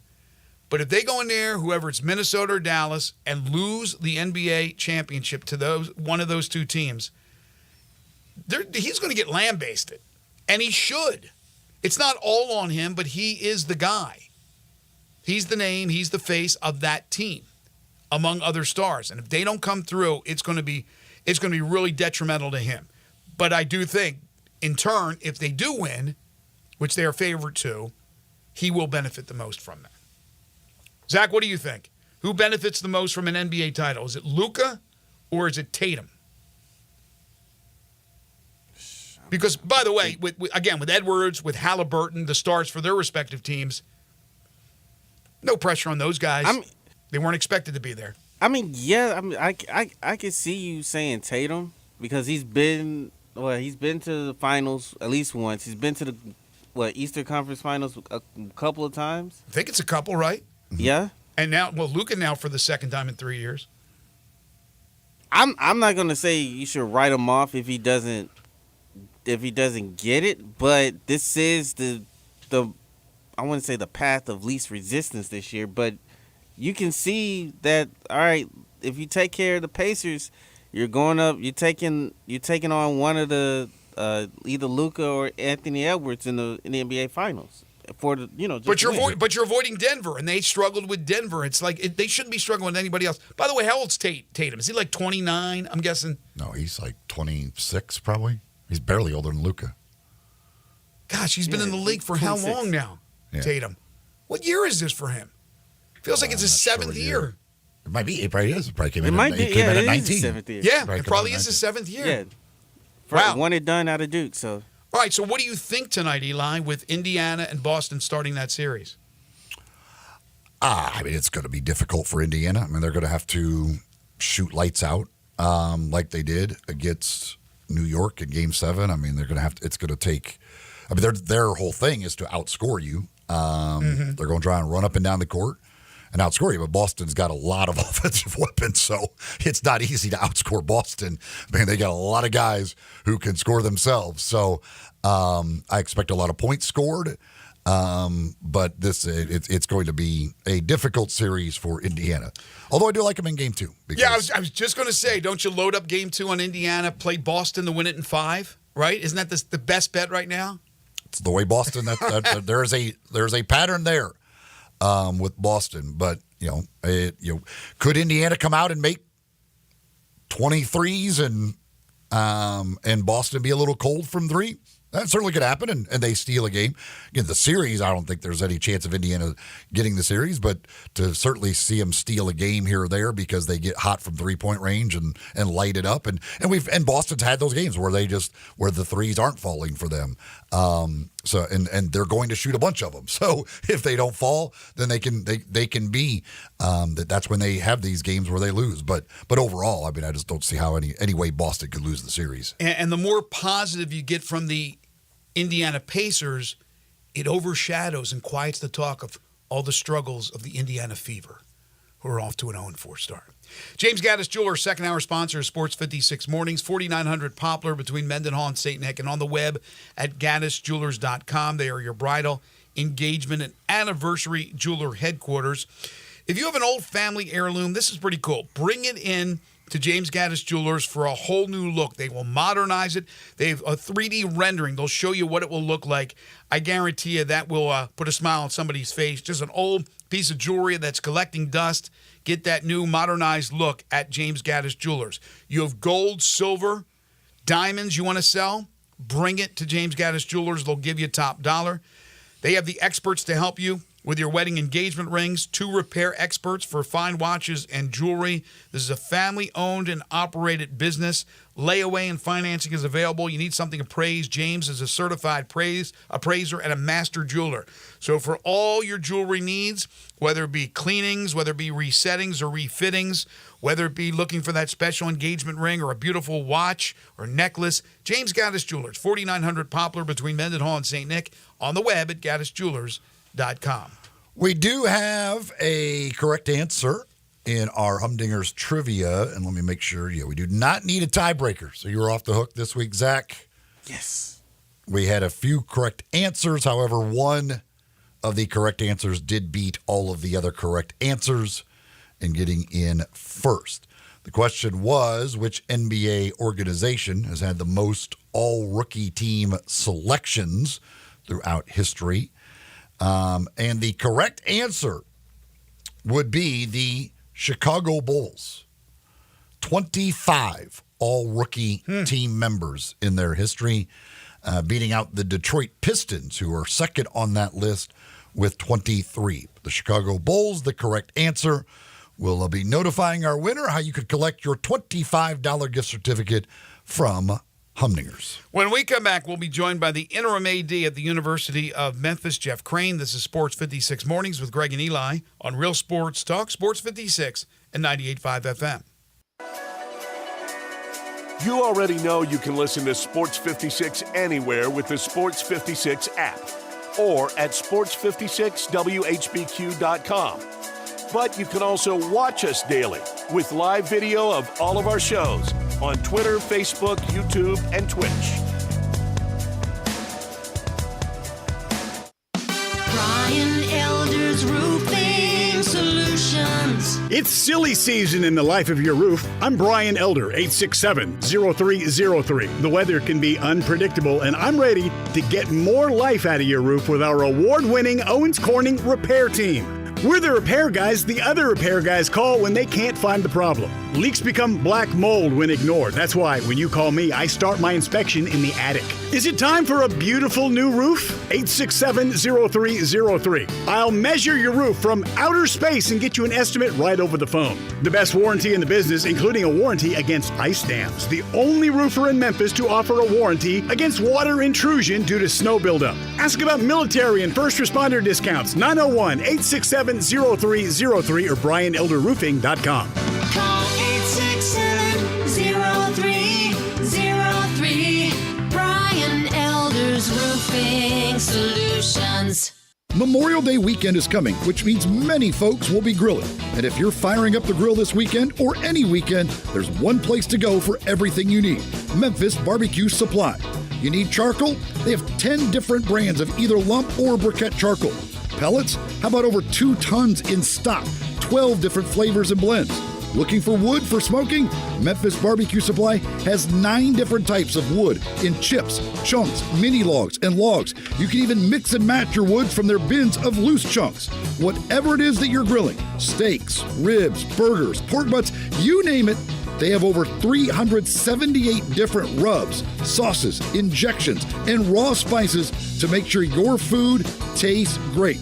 If you have any questions, they have award-winning pitmasters on staff that can help ensure that your cook will be the best ever. Memphis Barbecue Supply, 7041 Stage Road, or online, mbbqsupply.com. Are you aware? It's patio season. Family Leisure sure is. That's why they have factory direct pricing on swimming pools, spas, and even, yes, patio furniture. Yes, sir, it's indeed patio season. So come by Family Leisure and check out all the brand new 2024 patio furniture sets. And with patio season here, you know that pool season will be here before you even know it. So buy now to get in line for your pool installation and get pre-season pricing. Plus, you could save $1,000, $2,000, $3,000, even up to $5,000 on all spas and swim spas. Family Leisure has got special pricing on all in-stock saunas, theater seating, pool tables, and even outdoor kitchens. I love it when it's patio season because of all the fantastic deals that Family Leisure makes available just for you. Family Leisure, Whitten Road at I-40, where family and fun come together.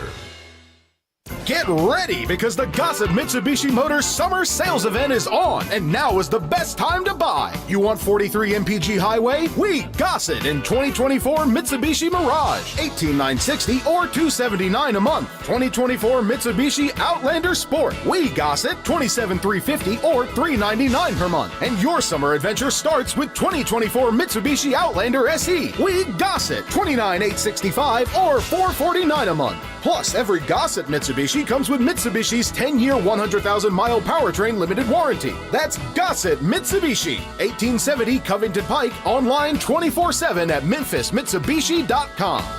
If you want it, we Gossett at Gossett Motor Cars. Mirage RHFO 9083, MSRP 19460, Sport RUO 110 764, MSRP 28070, Outlander RZO 53896, MSRP 30895, PF 695, acquisition fee 595, 15 cents excess mileage, excludes tax, title, and license. See dealer for complete details. Offer valid to end of the month with approved credit dealer stock only. This traffic report brought to you by Appliance Liquidators with low prices and top-notch customer service. Appliance Liquidators, 3320 Goodman Road East in South Haven.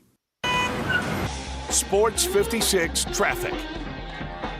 Good morning. Still some volume out here on 240 right there at Poplar and Walnut Grove going both directions. Trying to clear up a couple of wrecks we had a little bit earlier. One up there on Raleigh-Millington Road. Traffic still moving right now. 51 coming in from Millington as it continues to build on I-40 east across the Hernando de Soto Bridge over from West Memphis. Hey, Weimer's Jewelry, 7525 Highway 64 is your full-service family-owned jewelry store right here in Memphis. Go by and see them today. I'm Commander Chuck with your on-time traffic.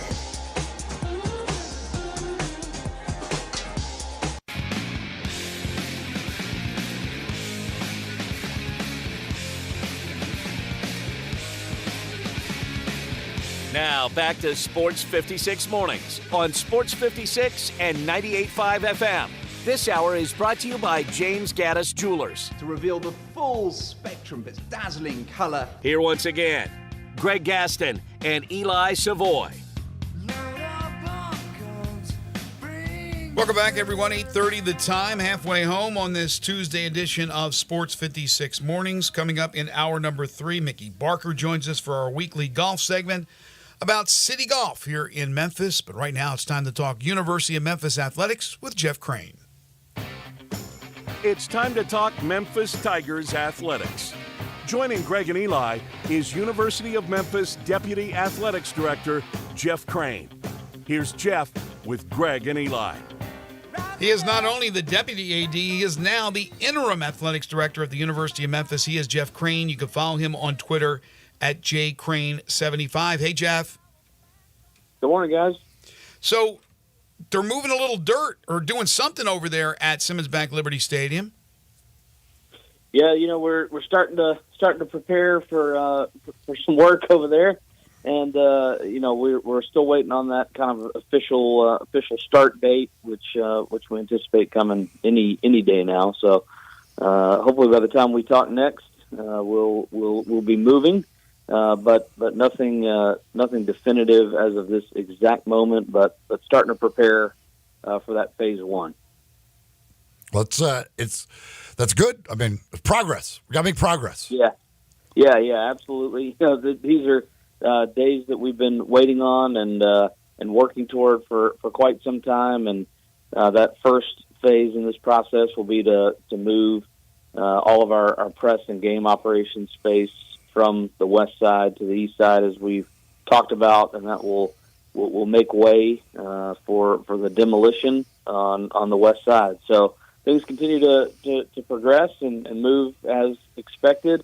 Although sometimes, you know, construction projects never seem to move as fast as anybody wants them to, but we are making progress, and we do still fully plan to have everything up and running on that east side by the time the 2024 season starts. Is it simply waiting for the showboat season to wrap up?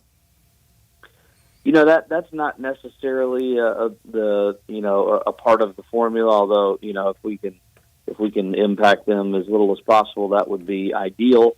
But it's more just kind of getting contracts in line and all the particulars that come along, you know, with construction, contracts, permits, et cetera, et cetera. That's what we're going through at this point as we speak, and expect to be underway very soon. In the meantime, what's happening over at FedEx Forum as far as what's going to take place with the renovations there? Yeah, FedEx Forum is going through some steps this summer to start some renovations. And in terms of those specifics, I'd probably rather leave it to the folks at FedEx Forum and the Grizzlies to talk about. But you know, certainly there's been a lot of talk about the future of FedEx Forum and some of the plans there that obviously we're going to benefit greatly from as a partner in that facility with our men's basketball program. So those specifics would be better to come from FedEx Forum, but you know, we're certainly excited about what the future holds there in that facility, and as always excited to be a partner with them. And that's really how they approach it with us, is that you know, they keep us informed and involved, and we look forward to many more years playing men's basketball in FedEx Forum. When you, once this will be done once Simmons Bank Liberty Stadium, once FedEx Forum. I mean, your sporting venues, you'll have basically gone through major renovations at just about every one. Will you have not? Yeah, that's a good, really good point. Over the last couple of years, significant renovations to El Marone Fieldhouse for women's basketball. Obviously, you start to look at FedEx Park, Avern Fogelman Field at baseball, and then Simmons Bank Liberty Stadium, FedEx Forum. So, certainly still more opportunities ahead in some of our other facilities, and looking at how we can make some improvements on South Campus to some of our other facilities there, soccer track in particularly, and have made some small improvements at softball. I want to continue to do that. So more work to be done, but much of the substantial work, to your point, has happened over 2 or 3 years, and certainly will continue over the next 2 or 3 years. Jeff Crane, University of Memphis Interim Athletics Director, joining us on the Sissy's Log Cabin guest lines. All right, speaking of the Park Avenue campus, I know the vision of you guys is to have those student-athlete dorms right over in that area where the softball is, where the track and field is, across the street from it, of course. What is the situation with that, and what are we looking at as far as a timeline?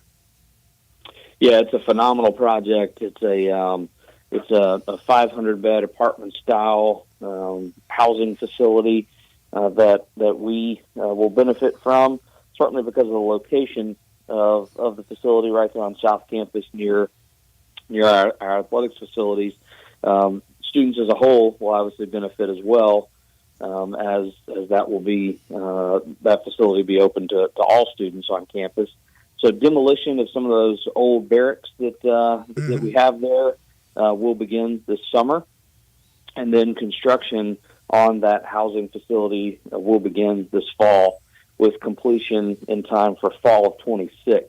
So great progress there. We're really thankful for our university leadership for investing in this awesome facility, and it's going to make a big difference for us in terms of how nice the facility is, and great from a recruiting perspective, that we'll be able to show our student athletes that they can literally live within steps of their facilities and workout areas, et cetera. So really excited about that project. Man, when they say bring your hard hat to work, you guys are literally going to have to bring a hard hat. You got a lot of construction going on. No doubt. We'll take that, though. There are stories out there about this lawsuit and the settlement and where the money is going to come from to pay the back pay, I guess.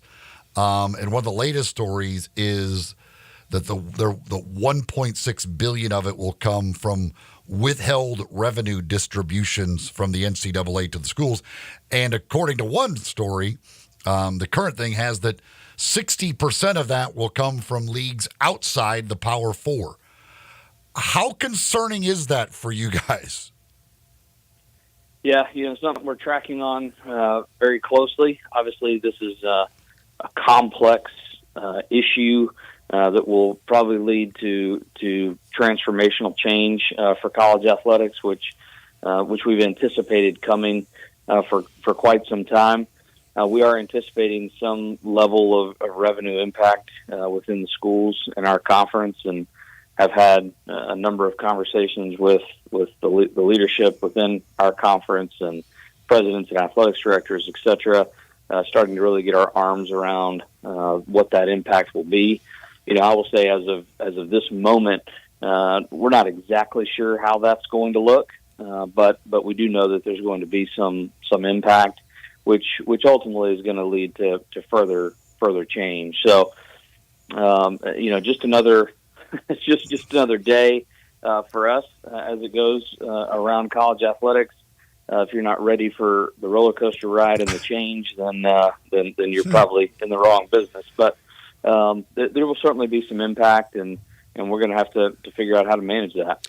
Yeah, hopefully it would be in small increments over many, many, many years, if that is the case, if that is agreed upon, because anything that is going to be a big bulk of that money in a short period of time, I don't know how some of the programs around the nation survive, to be quite honest with you. And you talked about transformational change. You know, what I know there's no specifics. We don't know anything right now. It's still up in the air. But what are you kind of leaning at here when you say something like transformational change?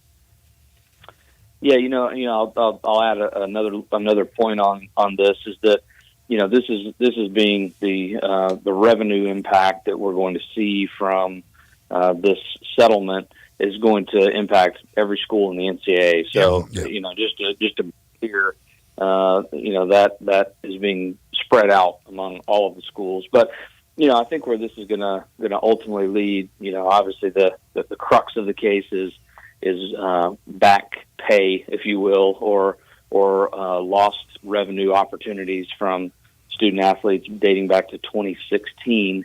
I think what we'll start to see, and I'm just speculating, who knows where this will go, but I think what we'll start to see is this will start to open up more revenue opportunities for student athletes, and we hope it will bring some structure and allow for much of this to be managed within the athletics department itself, because we feel like we're best positioned among our schools and among our departments to manage this as opposed to through outside sources like collectives, et cetera. So, it feels like that's what the future is going to look like.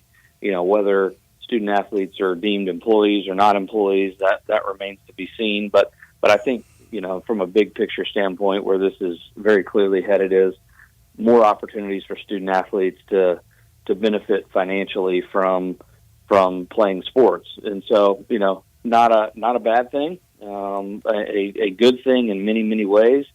But we're going to have to recalibrate and figure out how we're going to manage that from a financial perspective. By the way, programming note on Thursday, Steve Berkowitz from USA Today, who has covered this story, will be on because he'll be better suited to explain things and give us a general idea a lot better than Eli and I can. It's got to be just from your again. Obviously, many people think of it as like they think of there's Power Four and then the Group of Five or whatever, and that's like it. Obviously, there are many other conferences who will be involved in this. You're talking about every NCAA school, but I mean, I guess just from you guys' perspective, it's got to be a little weird when, again, you're talking about 60% of the money coming from leagues outside the Power Four on the same day where there's stories about the SEC paying each member school $51 million, the Big Ten paying each member school $60 million. And then they're like, oh, and you guys have to foot the bigger part of the bill. Yeah, I mean, certainly on the surface that you would question, like, wait a minute, this doesn't seem to make a lot of sense. Doesn't math right. No, it really doesn't. But when you're talking about 300 plus Division I basketball playing schools, and much of this revenue is coming from basketball units that have been earned by conferences, et cetera. It starts to spread that number out over a much larger group of conferences, and to the point that was made earlier, there are many schools that don't fit into that Power Five or Power Four, however you might want to term it. There's a much bigger group there, and this is going to be spread out over a period of years. Looks like it'll be a 10-year payout is kind of where it seems to be headed. To hopefully lessen that impact, but disappointing that that we as non-Power Fives are taking a bigger chunk of that, but it has more to do with the quantity of schools that are in that category than the actual overall revenue impact for the schools. All right, final thing. Last week I asked you about the men's basketball schedule. You said there'd be news coming out soon. Later that afternoon it came out. Although we had already known that Mississippi State was going to be a home and home, we found out the exact date. I think it was December 21st this upcoming season. So Mississippi State will be a home game. Ole Miss will be a home game. So where are we? There can only be a few more that have to be ironed out, correct? Yeah, just a few more left, and I think we're ironing out some of those specifics over the next couple of weeks. So it'll start to trickle out over the summer, much as it has in the past. And Nothing new to report there just yet, but very close to some new opportunities in basketball.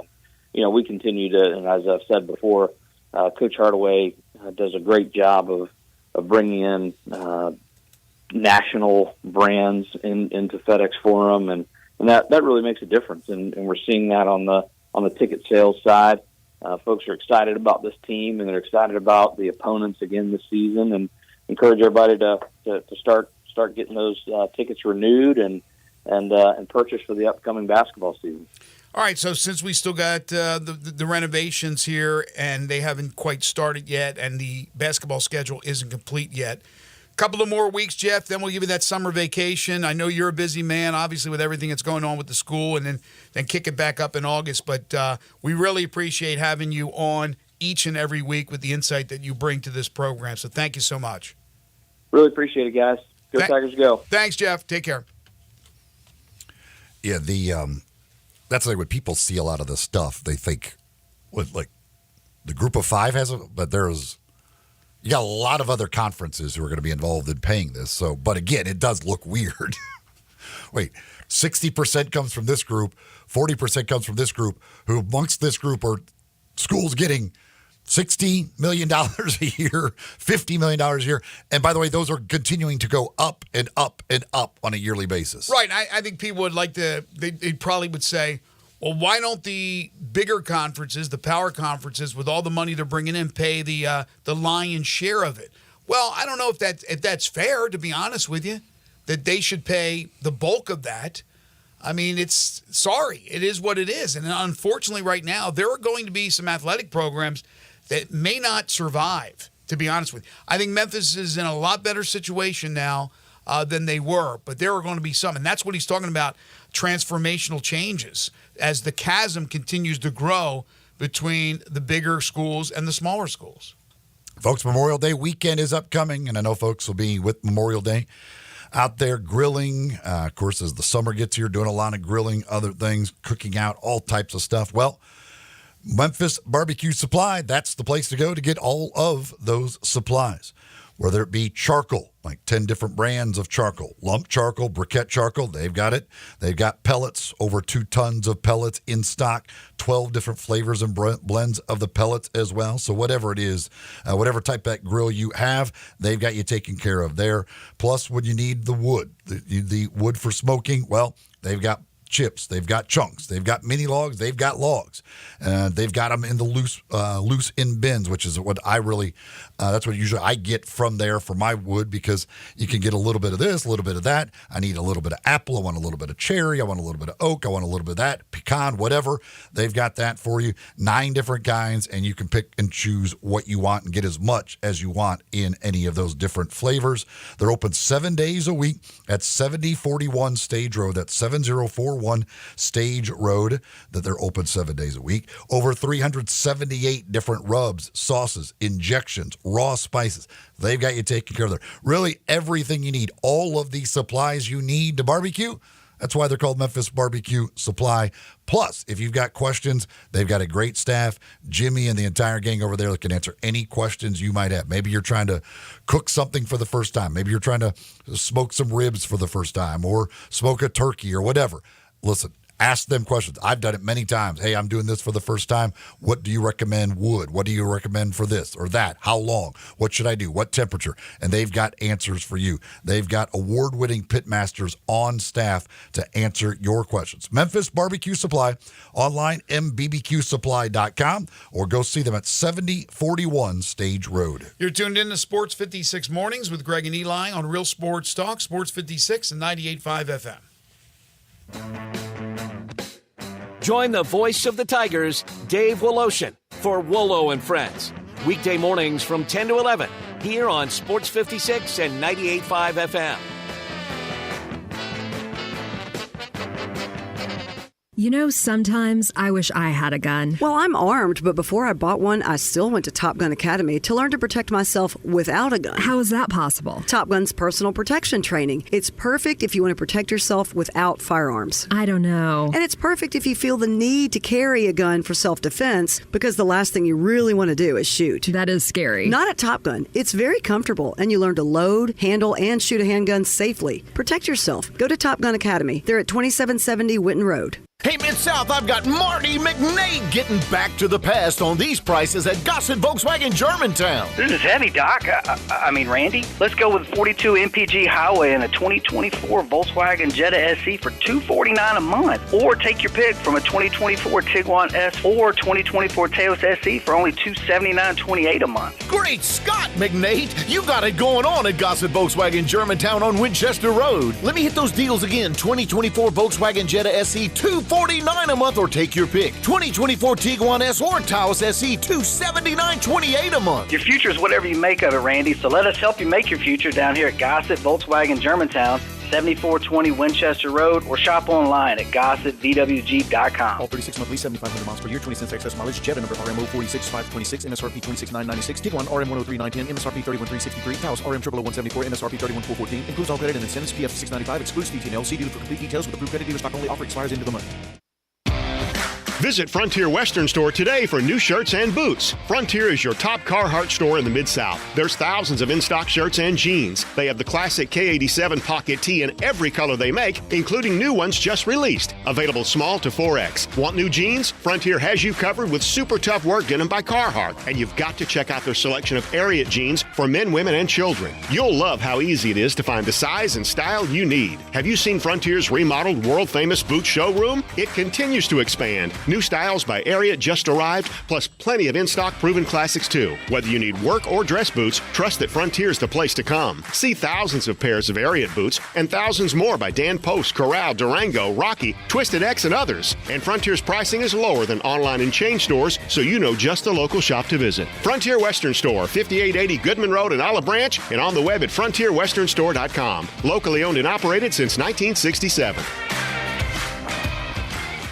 All of us tend to overdo things a little bit once spring takes hold, and some of the time we might wake up with a little bit of a headache and a lot of appetite. Your answer to a big night before is a breakfast or lunch at Sunrise. Sunrise East on Poplar and Sunrise on Jefferson are made for filling your belly with sweet relief. Have some signature square biscuits, some perfectly prepared eggs, or at lunch, a nice juicy Sunrise burger. And if your night before isn't quite over, both Sunrise locations have a full bar. Sunrise on Poplar and Sunrise on Jefferson, the perfect place to get over last night.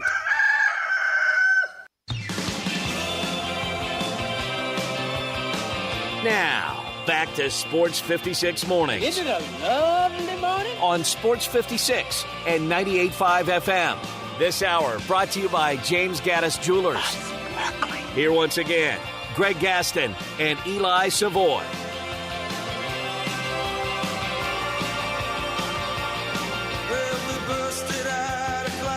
Welcome back, everyone. 8:51 the time. Former University of Florida football recruit Jaden Rashada is suing Coach Billy Napier, along with suing a big-time Gator booster and others, claiming they defrauded him out of millions of dollars by backing out of a promised $13.85 million agreement after the quarterback had turned down offers tied to other programs.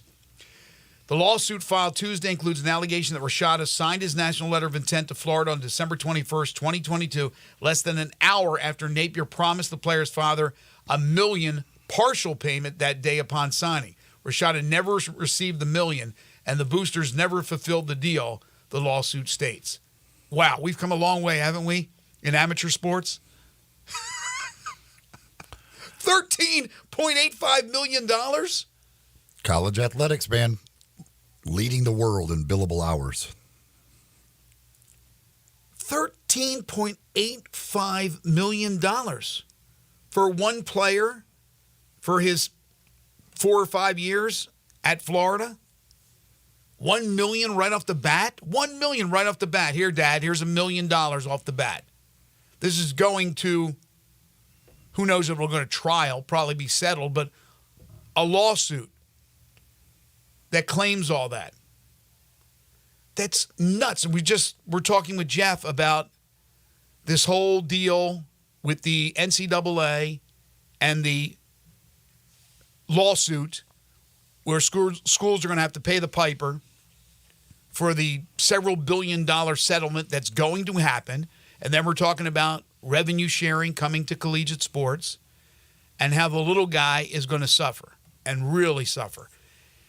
I don't know how some of these schools are going to survive. But then there's the schools like Florida and the big boys. No problem, man. Let's throw out a $13.85 million deal. Oh, we've decided you're not good enough. Wow. From the world of golf. Well, it wasn't that they decided he wasn't good enough. There was a lot. Well, there was a lot to it. I understand. And again, Florida wasn't giving him $13.8 million. No, but the boosters through the collectives, because it was pre-NIL. That's illegal. That's assault, brother. I mean, that's wasn't pretty, that thing, but it's not the University of Florida that was giving him $13.8 million. Right, but he's suing Napier. He's part of the suit. He's part of the coach. He's part of the whole deal. So even though it's coming through boosters, through collectives, the coach is going to come up.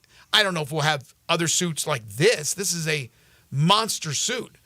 But coaches are going to be involved because the coaches are the CEO of the program. We've talked about that ad nauseum. In the world of golf, Scotty Scheffler's arraignment was supposed to be today, delayed until June 3rd.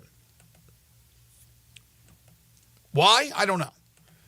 It's going to be dropped. There is no question in my mind they are going to drop this thing. I think they're delaying the inevitable. They're probably having more, they say more evidence is being gathered. They're having more discussions to just get the charges dropped. More evidence. I don't know where they're finding more evidence. What's happening is you have probably the mayor of Louisville's involved a little bit in this. The commissioner, Tim Monahan, of the PGA Tour is involved in this. The big boys are talking. Yes. Kids, get out of the room. The big boys are talking. This thing's going to... I just hate when we delay the inevitable because that is going to happen. They're going to drop that like a 2-foot putt. From the NHL last night, your Edmonton Oilers beat the Vancouver Canucks 3-2. So Edmonton, it's not the Wayne Gretzky, Mark Messier, Yari Curry Edmonton Oilers, but it is the new look 2024 Edmonton Oilers. The Canadian team is still alive, baby, and they will play in the Western Conference Finals against the Dallas Stars. You got the New York Rangers and the Florida Panthers in the Eastern Conference Final, the Final Four in the Stanley Cup playoffs. Were they the road team? The game was in Vancouver, yes. So the Game 7s have been going to the road teams. Yeah. NBA, NHL. It's always been the logic would tell you that the home teams win Game 7s, and it's overwhelming percentage throughout history. But this year, road teams are having their way in Game 7s. Were there any? I don't know if there's any others in the NHL that have been Game 7s. No, but we just talked about the NBA with the 2 Game 7 wins for Minnesota and for Indiana. Do you think that the home field advantage, home ice advantage, home court advantage is overblown? No. I mean, again, overwhelming throughout history, the percentages have told you. Now, is there something changing in that? I have no idea, but it's just interesting that, again, I don't know how many other NHL series have gone to Game 7s, and maybe the home team's won every single one of them. I have no idea. But just the last few days, 3 Game 7s that have gone to the road team. Right. Rangers won it in 6. I'm trying to do this off the top of my head. Rangers won it in 6 over the Hurricanes. The Panthers won it in 6 over the Bruins. They won Game 6 in Boston, if I'm not mistaken. They wrapped it up in Boston. And then the Dallas series with Colorado, they won Game 6, I think, in Colorado, in Denver. So I don't know what's going on. What in the wide world of sports is going on around here? So, and then the Grizzlies, who were terrible, were pretty good on the road. So I don't know. I don't know what's happening as far as that's concerned. All right, when we come back, we're going to talk golf with Mickey Barker. Right now, I want to talk hot wings. The Crazy Coop, America's premier wing destination. 32 delicious flavors to choose from and counting. Yeah, they're always looking to add to their arsenal. Where are they located? At 7199 Highway 64. It's between Appling and Kirby Whitten. It's where Bartlett meets Memphis. Hit them up for lunch today or for dinner and ask about the Crazy Coop special. Choose from 3 whole wings or 6 party wings, fries and a drink for just $9.99. Now that's a crazy good price. All types of different flavors. If you like the hot, they got the crazy sweet lemon pepper hot, the crazy suicide. If you can't take the heat, they got the 4 cheese roasted garlic or the barbecue bacon bourbon. They also have delicious catfish sandwiches, half-pound burgers, great sides like the fried okra, the green tomatoes, the fried dill pickles. They're open 7 days a week from 11 to 9. Ask about their catering services. You got something coming up? They will cater that for you. And find them on Instagram and Facebook. Family owned and operated, the Crazy Coop, America's premier wing destination. You tried the rest, now try the best. The Crazy Coop, 7199 Highway 64. Tom, you heard it here on Sports 56 Mornings. It's between Appling and Kirby Whitten, where Bartlett meets Memphis. You're tuned in to Sports 56 Mornings with Greg and Eli on Real Sports Talk, Sports 56 and 98.5 FM.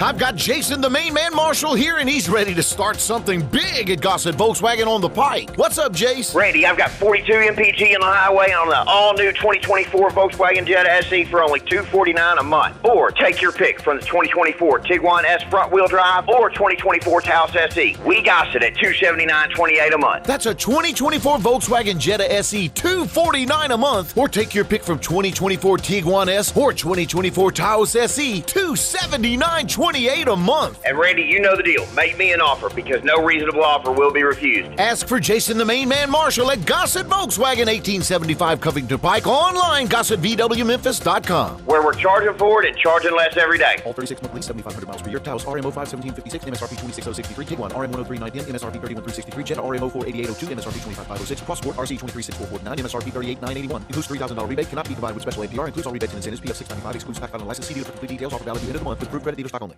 Getaway Sports Bar, the best kept secret in town, open noon to 1:30 a.m. 7 days a week. Garvin, the owner, created this SEC NFL Dream Bar over 20 years ago. You'll never miss a minute of action. 10 TVs, 5 70-inch TVs for all the big games. Rack them up on 6 pool tables. Coldest beer in town, grab you a pool stick and get you some good bar grub. 100% Angus burgers, big and moist chicken tenders. Daily happy hour Monday through Friday, 2 to 6 p.m. with long neck domestics, $225. Getaway Sports Bar, 4632 Winchester.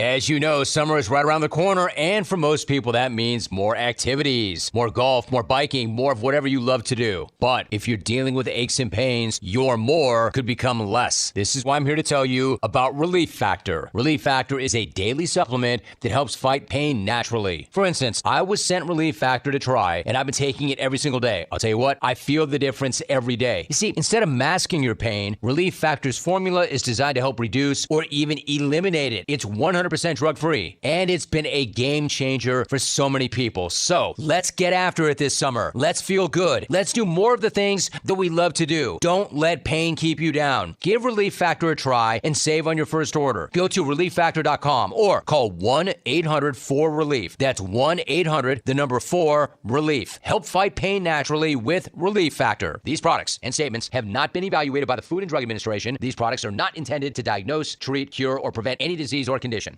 Locally owned and operated for over 40 years, Automatic Gates Construction tailors custom gate solutions for all your residential, commercial, and industrial needs, including repairs, maintenance, and installation.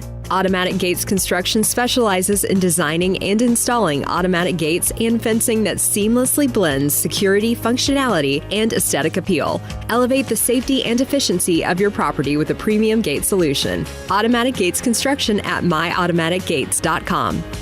It's time to get to Gossett Kia on the Pike so Bobby J can put you in your new Kia today. Want summer fun and 41 MPG? We Gossett with 2024 Kia Forte LXS. $199 a month, $34.99 due at signing. How about 282 miles of EPA estimated range with new 2023 Kia EV6 Win, $249 a month. Get extra room and extra fun with 2024 Kia Telluride LX, $357 a month. Both $39.99 due at signing, all 24-month lease plus 0% APR for 48 months. Available on the all-new Kia EV9. And peace of mind with Kia's 10-year, 100,000-mile powertrain limited warranty. So hurry to Gossett Kia, 1900 Covington Pike. Online, KiaCovingtonPike.com. If you want it, we got it at Gossett Motor Cars. Excludes all rebates and incentives. Price excludes $695 PF. Lease includes PF $695. $650 acquisition fee. ED6 P5610964. MSRP $50,200. Telluride RG 510 $849. MSRP $38,305. Forte LXS RE 780 $169. MSRP $21,820. Plus finance through Hyundai. Excludes tax title license. See dealer for complete details. Offer valid through 5/31/2024 with approved credit. Dealer stock only. Ole Miss Rebel Yell is back. The Rebel Yell Hotline Radio Show is back on WHBQ Sports 56 and 98.5 FM. Every Monday night at 6, hear the latest news on your Ole Miss Rebels with Yancey Porter with 24/7 Sports, former Ole Miss defensive tackle Mike Fitzsimmons, Gordon Ford covering SEC Sports Call, and former Ole Miss baseball announcer Gary Darby. From kickoff to free throw to extra innings, your Ole Miss Sports on the Rebel Yell Hotline Show right here Monday night at 6 on Sports 56 560 AM and 98.5 FM. Your Mid-South Sports Station. This traffic report brought to you by Appliance Liquidators with low prices and top-notch customer service. Appliance Liquidators, 3320 Goodman Road East in South Haven. Sports 56 traffic. Good morning. Still some volume out here on 240 right there at Poplar and Walnut Grove going both directions. Trying to clear up a couple of wrecks we had a little bit earlier. One up there on Raleigh-Millington Road. Traffic still moving right now. 51 coming in from Millington as it continues to build on I-40 east across the Hernando de Soto Bridge over from West Memphis. Hey, Weimer's Jewelry, 7525 Highway 64 is your full-service family-owned jewelry store right here in Memphis. Go by and see them today. I'm Commander Chuck with your on-time traffic. We are Sports 56, WHBQ Memphis, and W253DF Memphis, Flynn Broadcasting Stations.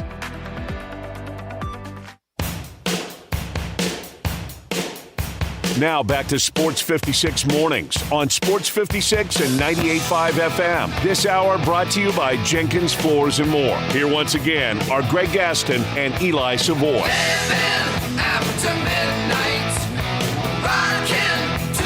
Welcome back, everyone. 9:05 is the time. Hour number 3 here on Sports 56 Mornings, the Tuesday, May 21st, 2024 edition. Greg Gaston, Eli Savoy, Zach Boyd with you. Currently at 75 degrees. We'll get up to 89 today. Mostly sunny skies. And then tonight, overnight hours, looking at some rain coming into the area, possibly a thunder boomer or two. Low of 72. And then tomorrow, it'll be mostly rain, maybe a peak of the sun at one time or another. 81 for a high on Wednesday. It is Tuesday, though. It's time to talk some golf with Mickey Barker. It's time to hit the links and talk some golf. It's Mickey and Friends. Mickey Barker, administrator of golf for the Bluff City, joins Greg and Eli each week. Now, here's Mickey Barker with Greg and Eli. It is the always busy Mickey Barker. You can follow him on Twitter at MickeyBarker1. The golf administrator for the city of Memphis, also Hall of Fame golfer from Lipscomb University, joins us every Tuesday. Hey, Mickey. Good morning, Greg. How are you this morning? I'm good. How are you? Doing great. So you've got another tournament, another city event out of the way over the weekend. Dodged all the rain, got it in on Saturday. We're talking about the Galloway Championship. We had a really good turnout. We had to push back tee times a couple hours to get past the rain. The guys were troopers. They got around the golf course, even though it was really, really wet. Had some fantastic scores. Winburn Hughes was the overall winner. Shot 6 under par on a really tough day. You didn't have anybody arrested trying to get in to make their tee time, right? We did not. Okay, that's good. We didn't make sure. Nobody trying to get in the front gate was stopped or arrested or anything like that. That's good. So that was good. As far as the other divisions, you had a seniors, you had a women's division. We did. Throw out the names, right? Yeah. Mike Albonetti had a fantastic score in the 50 and over category. He shot 65, 5 under par. And then Rachel Stevens won the ladies division with a 72, 2 over par. How many golfers are we talking about this year? We had 108 for our one-day event there at Galloway. Is that the normal number? That was where we kept it. Okay. We had a full field of 108 just to get through the day because we wanted to have some regular play, although we didn't end up having it because all the rain got pushed back. But last tee time was about 2:30. We didn't want to go much past that for, make sure everybody finished in case we had a playoff or anything like that. With the how tough has it been with the rain we've had recently? It's been really tough. The guys are really doing a great job just getting out and mowing and doing other practices, top dressing, verticutting around the rain. They're spraying whenever they can. When the wind's down a little bit and it's not raining, so they're getting out, applying pesticides and herbicides and things that we need to get down. So they've been really working, whether it be in the morning or the afternoon, coming in days when they're not scheduled. But it's really good, and the golf courses are in good shape. These last 3 days, Sunday, Monday, Tuesday, dry days, I'm sure have been welcome relief for you guys. They have, and if you've been out to the golf course, you've seen a lot of mowers going from daylight to dark trying to get caught up. Mickey, will all the city courses have championships? We will. We'll have one-day championships at all the all the 18-hole courses.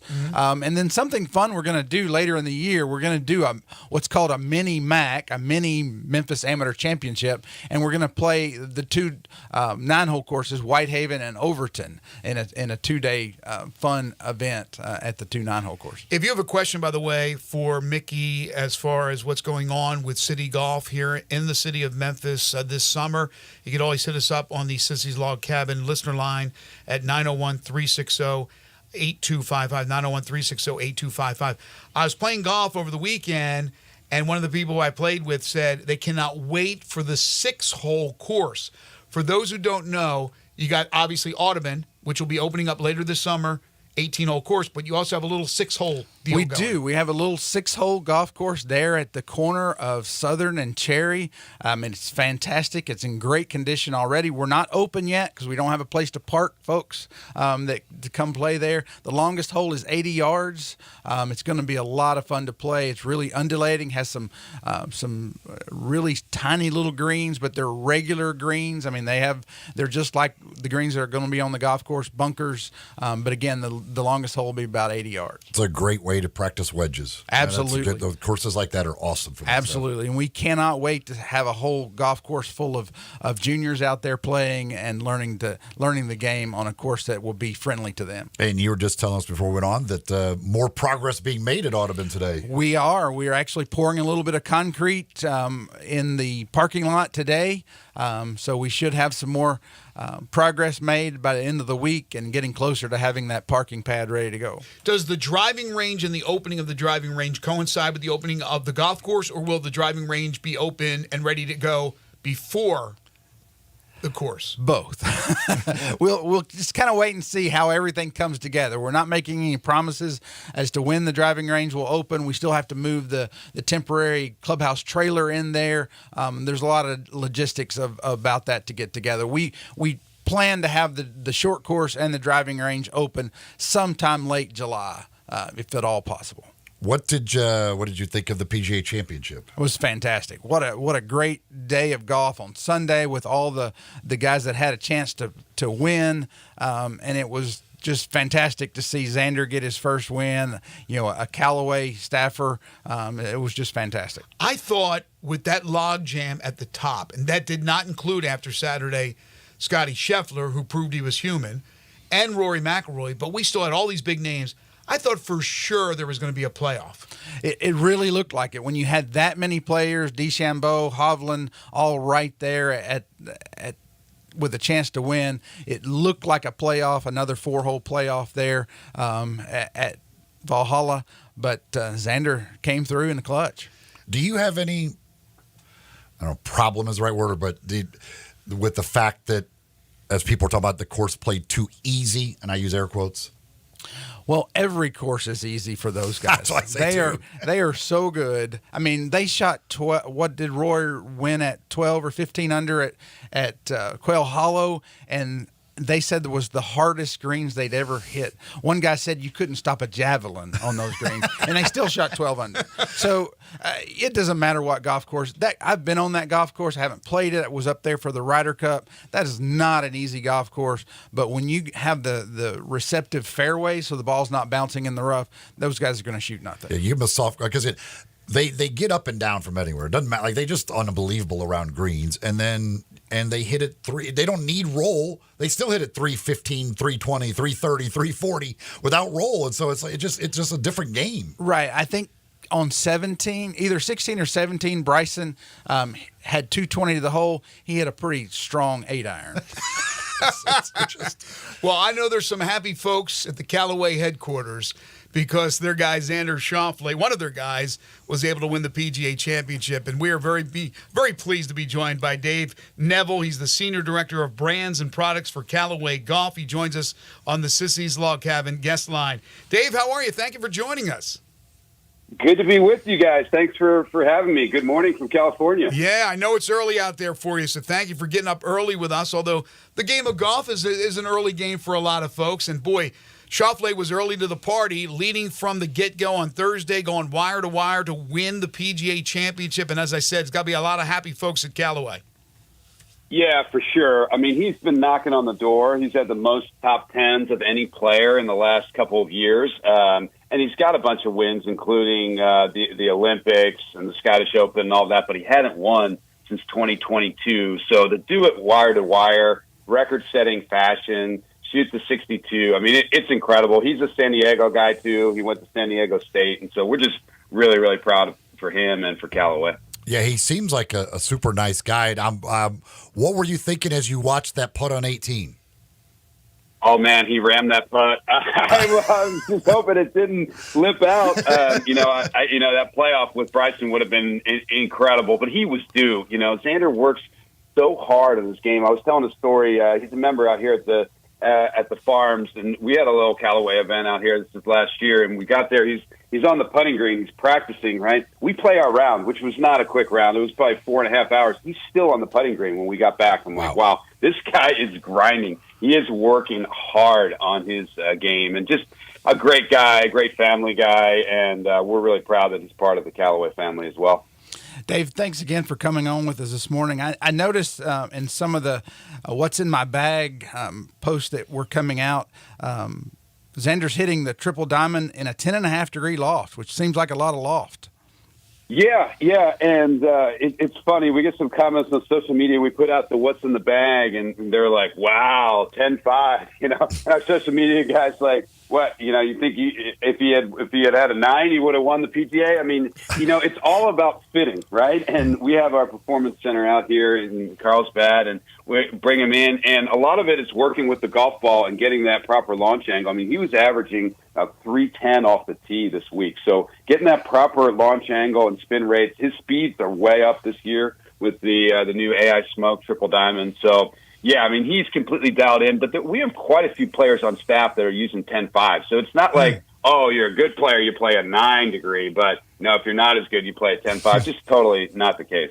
And, Dave, we can't emphasize enough for new golfers, for amateurs out there, that when you're buying a new set of clubs, get them fitted. Don't buy them off the rack at a store. Yeah, I mean, absolutely. It's a pretty expensive purchase, right? It's a considered purchase. So people just go in, they buy stuff off the rack. It's not fit for their game. I mean, you can unlock 10, 15, 20 yards through a good fitting, getting the right head, the right loft, the right shaft for your game. So there's so many great fitters, and there's great fitters out there in Memphis as well. We always encourage people to go out and get fit. Yeah, don't just buy it off the rack. It's an expensive investment into golf. So get fit. And we hear a lot, I'm not good enough to get fit. I mean, that's just a myth. We can actually help players who are higher handicaps more. A guy like Xander Schauffele, so dialed already. It's a little bit harder to help him than it is to help somebody who maybe hasn't been fitted in the past.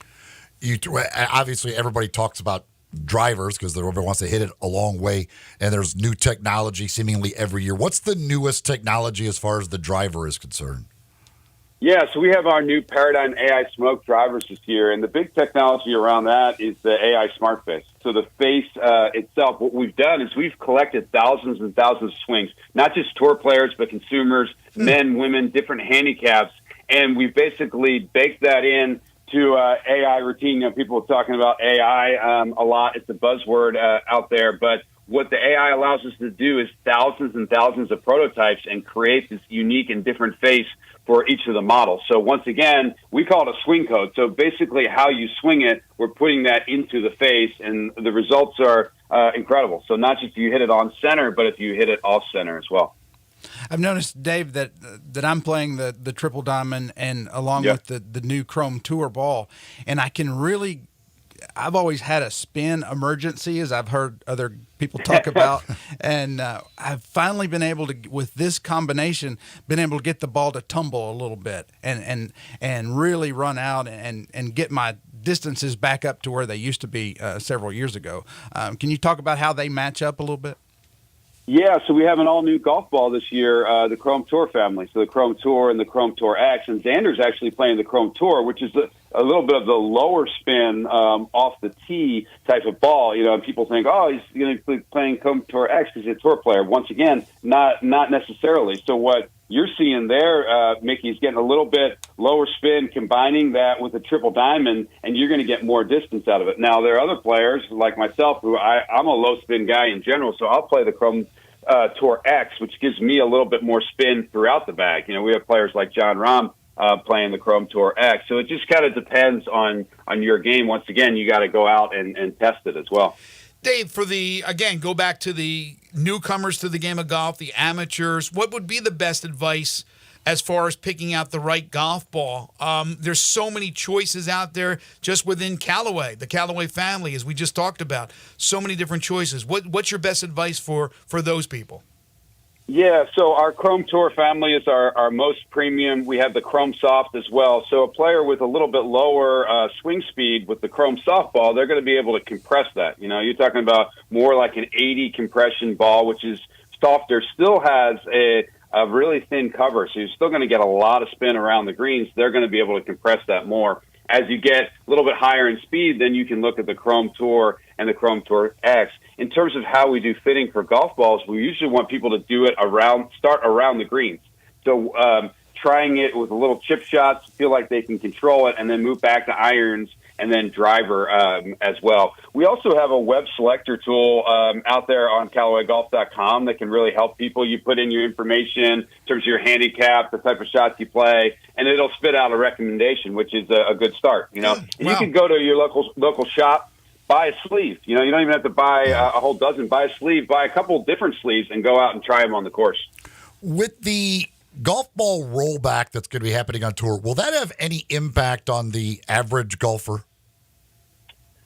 You know, we don't think so, but we're still looking at it as well, and looking at ways that, you know, we can stay within the rules but still innovate. That's always what we're going to do. We're going to stay within the rules. We're going to innovate. It's an interesting one. You know, I got to be very politically correct because I'm on the radio here, but the game of golf is growing, right? So anything that, you know, inhibits the growth of the game or could hurt the growth of the game, we're pretty much against. So we're always going to stay within the rules and try to innovate within the rules. But we know the game of golf is difficult. I heard from my man Jason McGlone that Greg's been working hard on this game. We got him some new irons, but we're trying to make the game more enjoyable and more fun for people. And absolutely, when you hit the ball straighter and you hit the ball better, yeah, it's a better day out there for 18 holes. We're talking with Dave Neville. He's the Senior Director of Brands and Products for Callaway Golf. All right, so what are you guys working up in that lab? What mad scientists what are they doing? 5 years from now, Dave, what are we going to see in the game of golf with new technology? Well, I could talk 5 years from now, but I can also talk about today. We're actually announcing a new model in the AI Smoke lineup, and you guys are probably the first ones to hear about this, even nationally, because we're just announcing it now. It's a tour model. It's called the Triple Diamond Max. So, Mickey, you have the Triple Diamond model. That tends to be a low spin, kind of a better player model as well. So this is combining some of the best technology of our Max driver, which is kind of our up the gut for a lot of golfers, with the Triple Diamond. So it's a Triple Diamond Max. Still relatively low spin, but a little bit more forgiving. So this is going to be kind of for your hardcore golfer. I would say probably like a 6 handicap and below, but someone who wants a little bit more forgiveness than the Triple Diamond, but maybe doesn't need the Max driver. It's out there on tour. I think we have 7 or 8 players out there on tour using it. So whenever we have tour models out there, people are like, oh, I want to get the tour model. How come I can't get the tour model? So we're allowing this one out. The cat's out of the bag. The new TD Max we're announcing it today, and it's going to be available for pre-sale next week. Well, that's just what we need out on tour is those guys hitting it further and straighter. I don't think Xander's going to need this one. I mean, he was hitting it pretty straight and pretty long. Absolutely. Well, Dave, we learned an awful lot here having you on the program. We really appreciate it. Again, congratulations to everything that's going on at Callaway. He's Dave Neville. He's the Senior Director of Brands and Products for Callaway Golf. Thank you, Dave. Really appreciate it. Thanks, guys. Thanks for having me on. Appreciate it. Take care. That's good stuff. It's over my head, a lot of that stuff. I mean, I know, Eli, you're tuned in and all that stuff. And sometimes I would love to spend a week in there just watching it all happen. It would be amazing. Yeah, to see how they take now the AI and fit all that together. All I know is that with my new driver, the Triple Diamond, I do hit the 9 degree. I've got it turned up 1 degree, so it's about a 10. I hit it as far as I did 20 years ago. When I go play Galloway, I'm hitting I'm at the same distances that I was, 22 years ago when we first opened. Right, but for novices, it could certainly be overwhelming. But that's why I would suggest for folks who, again, are getting clubs, don't just buy them off the shelf at Dick's Sporting Goods. Talk to experts, talk to pros. Go to the pro shop over at Galloway or any of the other courses. Definitely don't go to Dick's Sporting Goods. Come to our golf shop. That's what I'm saying. We'll set you up. Well, there are some people that'll just they'll buy it's an expensive present, but like a Christmas present, sure. We'll just buy clubs. Clubs aren't just clubs. Just like balls aren't just balls. You have to if you're going to put that investment in financially, then take the time to do it right. Right. It's like when you got your new set of irons, we went out and we tested some with some different shafts and looked at how how your setup was for your loft and your lie, and so we made sure you got you in the right clubs, and it's making a difference with your scores.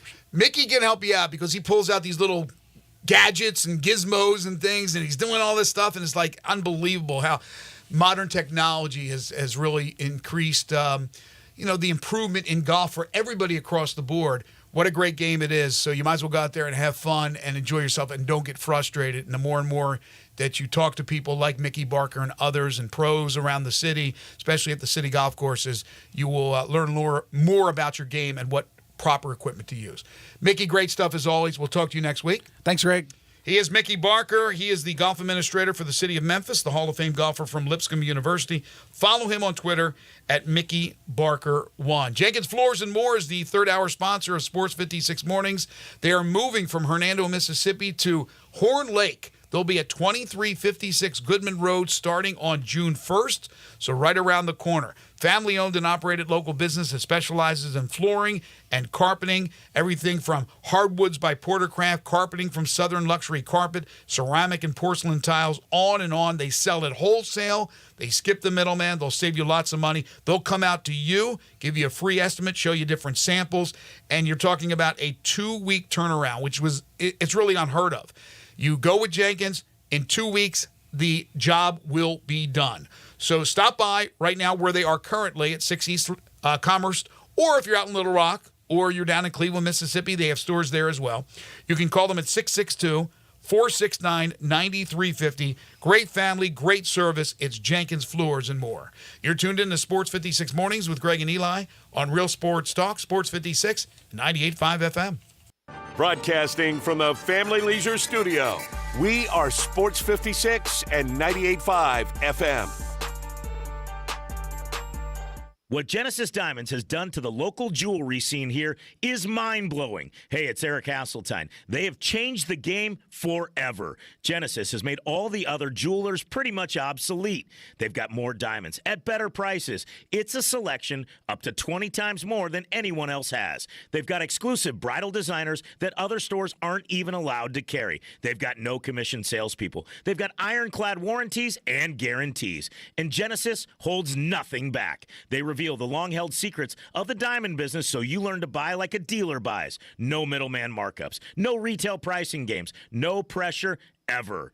Genesis has natural diamonds and lab-grown diamonds in every shape and size, and they've got an amazing collection of luxury pre-owned Rolexes, all the models you can't find anywhere else. Genesis is the new, better, smarter way to buy jewelry in Memphis. Check them out, and you'll see why I say it is a game changer. Genesis Diamonds, on Poplar at Perkins Extended. Includes all rebates and incentives. Price excludes $695 PF. Lease includes PF $695. $650 acquisition fee. EV6 P5610964. MSRP $50,200. Telluride RG510 $849. MSRP $38,305. Forte LXS RE780 $169. MSRP $21,820. Must finance through Hyundai. Excludes tax title and license. See dealer for complete details. Offer valid through 5/31/2024 with approved credit. Dealer stock only. I got Jeff Allen on the line to hear about some crazy deals happening at Gossett Kia southbound Mariah. Randy, I'd love to give all our customers our best deal. 2024 Kia Forte LXS gets 41 MPG Highway, $199 a month, $34.99 due at signing. 282 miles EPA estimated range will get you where you want to go in the 2023 Kia EV6 Win, $249 a month, plus a 2024 Telluride LX, $357 a month. Both $39.99 due at signing and 24-month lease. And 0% for 48 months on 2024 EV9 and peace of mind with a 10-year, 100,000-mile powertrain limited warranty. So whether you live in Horn Lake, South Haven, Olive Branch, or Memphis, we'll make you happy at Gossett Kia South on Mount Moriah. Brian Elder's Roofing Solutions. It's silly season in the life of your roof. I'm Brian Elder, 867-0303. The weather can be unpredictable, and I'm ready to get more life out of your roof with our award-winning Owens Corning repair team. We're the repair guys the other repair guys call when they can't find the problem. Leaks become black mold when ignored. That's why when you call me, I start my inspection in the attic. Is it time for a beautiful new roof? 867-0303. I'll measure your roof from outer space and get you an estimate right over the phone. The best warranty in the business, including a warranty against ice dams. The only roofer in Memphis to offer a warranty against water intrusion due to snow buildup. Ask about military and first responder discounts. 901-867-0303 or BrianElderRoofing.com. Call 867-0303. Brian Elder's Roofing Solutions.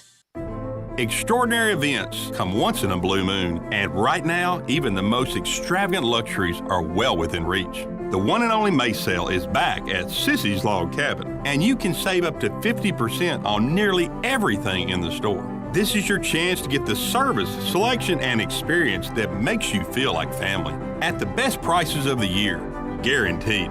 Don't miss the one and only May sale at Sissy's Log Cabin, because life's too short for ordinary jewelry. Get ready, because the Gossett Mitsubishi Motors Summer Sales Event is on, and now is the best time to buy. You want 43 MPG Highway? We Gossett in 2024 Mitsubishi Mirage, $18,960 or $279 a month. 2024 Mitsubishi Outlander Sport. We Gossett, $27,350 or $399 per month. And your summer adventure starts with 2024 Mitsubishi Outlander SE. We Gossett, $29,865 or $449 a month. Plus, every Gossett Mitsubishi comes with Mitsubishi's 10-year, 100,000-mile powertrain limited warranty. That's Gossett Mitsubishi, 1870 Covington Pike, online 24/7 at MemphisMitsubishi.com. If you want it, we got it at Gossett Motor Cars. Mirage RHFO 9083, MSRP 19460. Sport RUO 110 764, MSRP 28070. Outlander RZO 53896, MSRP 30895. PF 695, acquisition fee 595, 15 cents excess mileage, excludes tax title and license. See dealer for complete details. Offer valid to end of the month with approved credit. Dealer stock only. Now back to Sports 56 Mornings on Sports 56 and 98.5 FM. This hour brought to you by Jenkins Floors and More. Here once again are Greg Gaston and Eli Savoy. Are you having issues with the lawn, with the weeds? Maybe you got the moles or the grub worms, whatever the problem is. Call Lawn Solutions, locally owned and operated, family owned and operated. LawnSolutionsInc.net on the web. Call them at 901-867-5626. They'll take care of that lawn for you, give you that green plush, beautiful lawn that's rid of the weeds. They control the germination of weeds all year long. It's Lawn Solutions, 901-867-5626, or online at LawnSolutionsInc.net. The SEC baseball tournament. Is it underway? Should be underway. Well, I don't know what exact first pitch time was, but 9:30 this morning, Georgia and LSU getting it underway in the first of 4 games today. They'll be followed by Alabama and South Carolina. Then Vanderbilt, Florida. It's amazing to think Vanderbilt and Florida are playing a first-day game at the SEC tournament. That's followed by Mississippi State and Ole Miss, the last two national champions, or the two national champions back-to-back. So the idea that the night session at the SEC tournament, Vanderbilt, Florida, Mississippi State, Ole Miss, on recent history, that's crazy. Weather looks to be similar to what we're having here in Memphis for Birmingham, and then tonight looks to be good. Wednesday, they have mostly sunny, few clouds with only a 4% chance of rain, while we have a better chance of rain here in Memphis. Thursday looks nice. Friday looks nice. Maybe some rain Saturday night into Sunday. Looks like the weather could be pretty good for Hoover, Alabama, and the SEC baseball tournament. How many years in a row now has the SEC won the title? 4? I'll look it up. Double check. We will have the Ole Miss Mississippi State game tonight here on Sports 56, 98.5 FM. They'll go on the air at 7:30. Hopefully the game will start somewhere around 8 o'clock. Again, weather's good, no extra inning games, no crazy delays of any sort. Hopefully they'll be running on time tonight, and the folks can not have to go to the wee hours of the morning. All right, let's see. Who won last year? Wasn't it LSU? Did they end up winning it last year? I can't remember. This is a terrible list I just found. Hang on. We had... Oh, come on. Give me the history here. I'm having a tough time. Well, we know Ole Miss, Mississippi State, Vanderbilt, LSU have all won recently. And I can't find it. Why does it say LSU, Ole Miss, Mississippi State? There was nothing in 2020. Vanderbilt won 19. Oregon State won in 18. Okay. So they've won 4 in a row. So, 4 in a row. That's what I thought. With a year in between. With a great chance for 5 in a row. Tennessee's been great. Texas A&M has been great. And, of course, anybody can come out of it. I wouldn't be surprised, even though Ole Miss has had an up-and-down year. I guess I'd be a little surprised if they won the SEC championship, but maybe not completely floored. Obviously, Mississippi State. Vanderbilt's always a factor. The American Conference tournament gets underway as well from Clearwater. Unfortunately, Memphis, one of the 2 schools that did not qualify, and they are getting underway. I think they're already underway. UAB and Wichita State in the opener there. Then Rice, East Carolina, Charlotte, UTSA, Florida Atlantic, and Tulane. Rafael Devers is on a hot streak for the Boston Red Sox as we talk some Major League Baseball.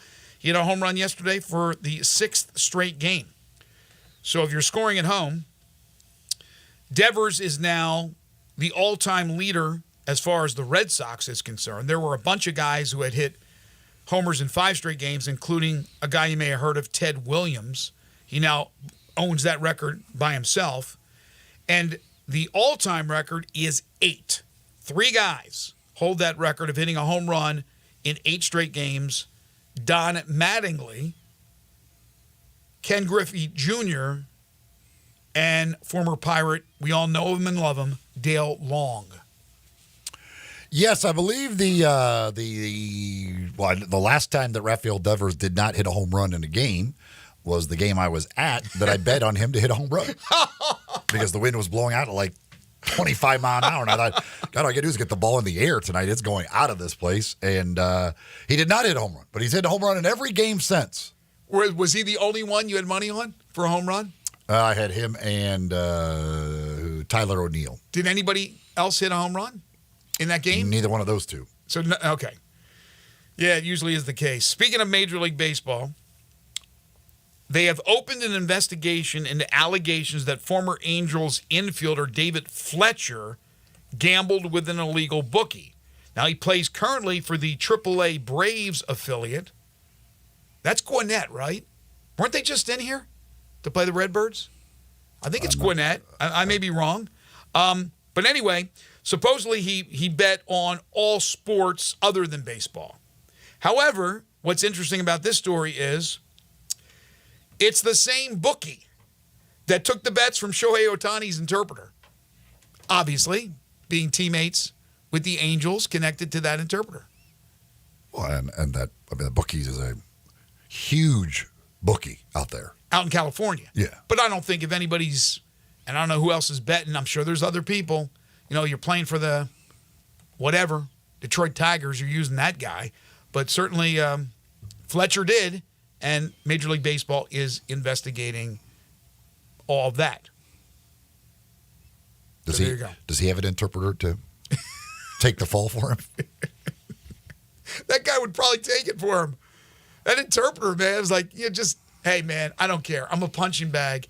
I did it. Go ahead. I'll admit it. I'll admit to everything. You want me to admit to Fletcher? I'll admit to Fletcher. I'm guessing he doesn't know who David Fletcher is. I don't know. I mean, he's around the team all the time. I would imagine that he knows who he is.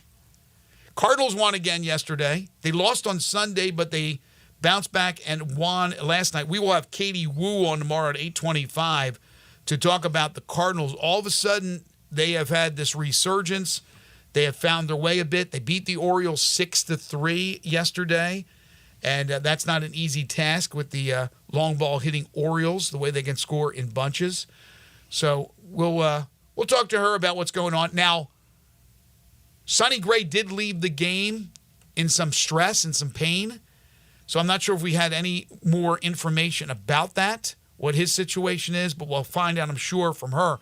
Nevertheless, the Cardinals, who are 6-4 in their last 10, are still 5 games under 500 at 21-26, a minus 46 run differential, but 6 games out in the Central. When you've only played 45 games or so in a 162-game season, there's still plenty of time. The old proverbial plenty of time. There is. Flag Day is when? Flag Day is June 13th, I believe, maybe. Somewhere in there, maybe the 14th, somewhere in the middle of June. In the meantime, Dodgers have opened up a can of whoop-you-know-what on the Padres, and the rest of the NL West are up 8 games on the Padres, who are 500.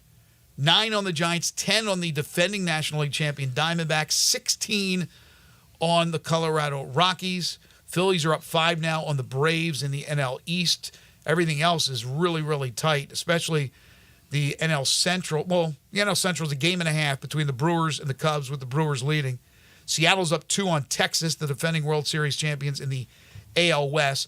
Cleveland's up a game and a half on Kansas City in the AL Central. And the Yankees are up 2 on the Orioles. But after that, the Rays are 8 out. The Red Sox are 8.5 out. The Blue Jays are now 10.5 games out. Who's their skipper? Toronto? Toronto is, Let me see if I can find it. Didn't they just hire him a new manager? Yeah, I was going to say. New manager last year. If they did that, then he's okay. But I was going to say if it's a veteran, he's probably in trouble and could be the first to lose his job. But I think you're right.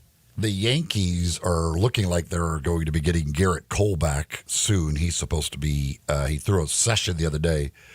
I think he's supposed to face some hitters here coming up. So that's got to be a little scary for the AL East. I mean, the Yankees, Juan Soto's been incredible. They're 33-16, and now they might add Garrett Cole back to the rotation. John Schneider. Yeah, John Schneider. Is he in his first year? He's been with the organization for a while. He was actually a player with the Blue Jays. He was selected in the 13th round out of the University of Delaware. Like in my old stomping grounds, not known for its baseball. But, yeah, Major League Baseball, notorious for the early firings. So there's certainly some interesting candidates, to say the least. But there's a lot of new skippers and a lot of guys who are in their second year. I mean, the veteran guys, there's a few of them left, but not too many. Dusty Baker left, of course, with Houston. By the way, you want to know who's on his bench? On the John bench for Schneider? Toronto? Who's he got? He has Don Mattingly. Oh, really? That's where he bounced to after he got fired by the Marlins. Mattingly's a Toronto bench coach. Interesting. I just mentioned Don Mattingly as one of the guys who has the all-time record with 8 straight games with a home run. This is he took over as interim in the 2022 season. So this is his second full season? Second full season. He had, yeah. Wasn't he on Dukes of Hazzard as well? He was indeed. He He was Bo, right? But yeah, he was Bo Duke. Bo Duke. And then there was Luke Duke? No.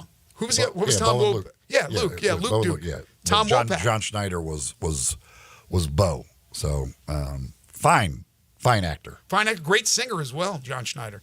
Not a great manager though. He's been there for. You're dead last. They made the playoffs. He's been there 2 years. He's been in the playoffs twice. I don't know. All right, I'll give him the benefit of the doubt. I don't know what more you can ask for him. Like, he's going to win a World Series, but he's also in a pretty tough division. I don't know if you noticed that or not. It's pretty rough in the AL East. No question. If you've got a move coming up, folks, make sure you get the professionals. Don't be trying to do it yourself. Get the professionals to do that move for you, to help you with that move. Take the stress, take the worry out of the moving process with the professionals from Black Tie Moving. Give them a call at 901-316-6196, or you can go to blacktiemoving.com/Memphis. Talk to the folks at Black Tie Moving. They work with you to come up with a plan for your move, fitting both your needs, which is very important, and fitting your budget, which is also very important. And you will get a no-obligation quote up front from Black Tie Moving, so you know exactly what it's going to cost. During the move, you've got any questions that come up, they've got a moving concierge available to answer your questions 24/7. So, again, no need to stress, no need to worry. They've got somebody there for any questions that you have to answer those questions. And you know your stuff, getting where it's going without any problems. If you want them to do it all, pack, unpack, everything, they'll do that. Maybe you just want them to pick the stuff up, take it, drop it off, boom, whatever. Again, you'll come up with that plan that best fits what you need, what you want, and also fits your budget as well. Again, give Black Tie Moving a call, 901-316-6196, or go to blacktiemoving.com/Memphis. We were talking earlier about the Rashada lawsuit. Connor O'Gara, who was also on with us earlier in the show, he just tweeted out something very interesting. I want to return to that when we come back. We'll talk more about the NBA Conference Finals, the Eastern Conference Final beginning tonight, the Western Conference Final beginning tomorrow. Plus, if you got any text you want to get in there, the 901-360-8255 number is for you. It's the Sissy's Log Cabin guest line, and it's the Sissy's Log Cabin text line as well. So if you want to text in, you certainly can at that number. This is Sports 56 Mornings with Greg and Eli on Real Sports Talk, Sports 56 and 98.5 FM. Broadcasting from the Family Leisure Studio, we are Sports 56 and 98.5 FM. Hi, folks. Bob Burkhammer for Sunrise Buick GMC Truck. Thinking about a new or used car truck and not sure where to get the most for your money? Listen to what Sunrise has to offer. Over 800 new Buicks and GMCs to choose from, with factory rebates up to $6,500 and a $15 million used car inventory, specializing in vehicles under $15,000. Bad credit, bankrupt, slow pay, it's okay. At Sunrise, we specialize in secondary financing, and Sunrise wants to get you approved. The #1 volume Buick GMC dealer in the Mid-South and the home of the guaranteed credit approval. Sunrise, Covington Pike, Wolf Chase, and 385 at Houston Levy and Collierville. Robert is a real Prevagen user, and this is his story. I am Robert Strickler. My wife Joyce and I have been married for 53 years. Certainly one of the really important things in my life are our children and our grandchildren. I am essentially a writer. I've been involved in communications. I've been an avid fly fisherman. I've been taking Prevagen for at least 8 years. For me, the greatest benefit over the years has been that Prevagen seems to help me recall things and also think more clearly, have a crisper ability to remember and think through things. And I enthusiastically recommend Prevagen. It has helped me an awful lot. Prevagen is available in stores everywhere without a prescription. Based on a clinical study of subgroups of individuals who are cognitively normal or mildly impaired, this product is not intended to diagnose, treat, cure, or prevent any disease. Testimonialist was compensated for their time. At Jason's Deli, when you're dining in or picking up curbside, you can expect wholesome food and no surprises, just delicious sandwiches, crisp salads, and quick quality meals made with the freshest ingredients and no artificial trans fats, MSG, high fructose corn syrup, or artificial colors and dyes. Around here, a lot of thought goes into what we put into our food and what we take out of it, because you're not just taking a bite, you're getting a taste of who we are. New items are constantly being created to expand our menu for all tastes pace and special diets with vegan and gluten-free options available. Convenience and on-time delivery you can count on. It's just a click away at jasonsdeli.com, so whether you need to feed 5 people or 5,000, the team at Jason's Deli, they have the credentials and the commitment to keep you satisfied. Freshness is nearby at Jason's Deli with locations at Ridgeway in the Park Place Center, Poplar and Highland, Germantown Road in Cordova, and on Goodman Road in Olive Branch. Jason's Deli. It's wholesome food and no surprises. Mercedes-Benz hasn't just made the electric experience extraordinary, they've made it extra easy, too. The latest Mercedes Me Connect app lets you remotely track, locate, lock, unlock, preheat, or pre-cool your vehicle. You can even preset your route and check how much battery power is remaining, all from your smartphone. From the inspired EQE sedan to the boundlessly capable EQS SUV, every vehicle in the Mercedes-Benz electric portfolio comes equipped with the latest generation of AI-powered MBUX voice command technology on board. Whatever it is you need, whether it's a faster way to reach your destination, the location of the nearest fast charging station, a little extra heat in the cabin, or the best coffee shop in the area, all you have to say is, "Hey, Mercedes." The vehicles are all electric. The feeling's all Mercedes. The choice is all yours. Test drive a Mercedes-Benz electric model today at your local dealer or learn more at mbusa.com/EQ. Now back to Sports 56 Mornings on Sports 56 and 98.5 FM. This hour brought to you by Jenkins Floors and More. Here once again are Greg Gaston and Eli Savoy. So earlier we were talking about the lawsuit that has been filed by Jaden Rashada and his law team against the University of Florida and head coach Billy Napier and this booster for $13.85 million. And in the story, it talks about how once he had signed that his father was owed $1 million and all that. Okay. Connor O'Gara tweets out, here's the thing. The list of quarterbacks in the playoff era who would have been worth $13.85 million by career's end, is so small. Now remember, this is the beginning of Jaden Rashada's career. He said Joe Burrow, Deshaun Watson, Lamar Jackson, not even sure about that, maybe Baker Mayfield. I don't know if anybody is worth that much money, but we know how much money the big schools are making, type of profits they're turning, the TV deals that they have or the media deals that they have. But, yeah, it's pretty crazy when you think about how that's in just several years. And Burrow was playing at LSU several years ago and won a natty. I don't know what the guy was getting. This was prior to NIL, correct? With Burrow. Okay, was Burrow? Yeah. Was it prior NIL or not? Joe Burrow would have been prior to NIL. He was 2019 was his last. Yeah. Either way, though, he's getting something. He's getting a little something. But he had $13.85 million for a guy that hasn't even proven himself. It's crazy. I think Connor's probably right. If you want to look at what a national championship does, Burrow and Watson. And is it even worth $13.85 million? And then you have, whatever the rumors are about what Nico's making at Tennessee. Get another guy who we're talking about before he even stepped onto the field.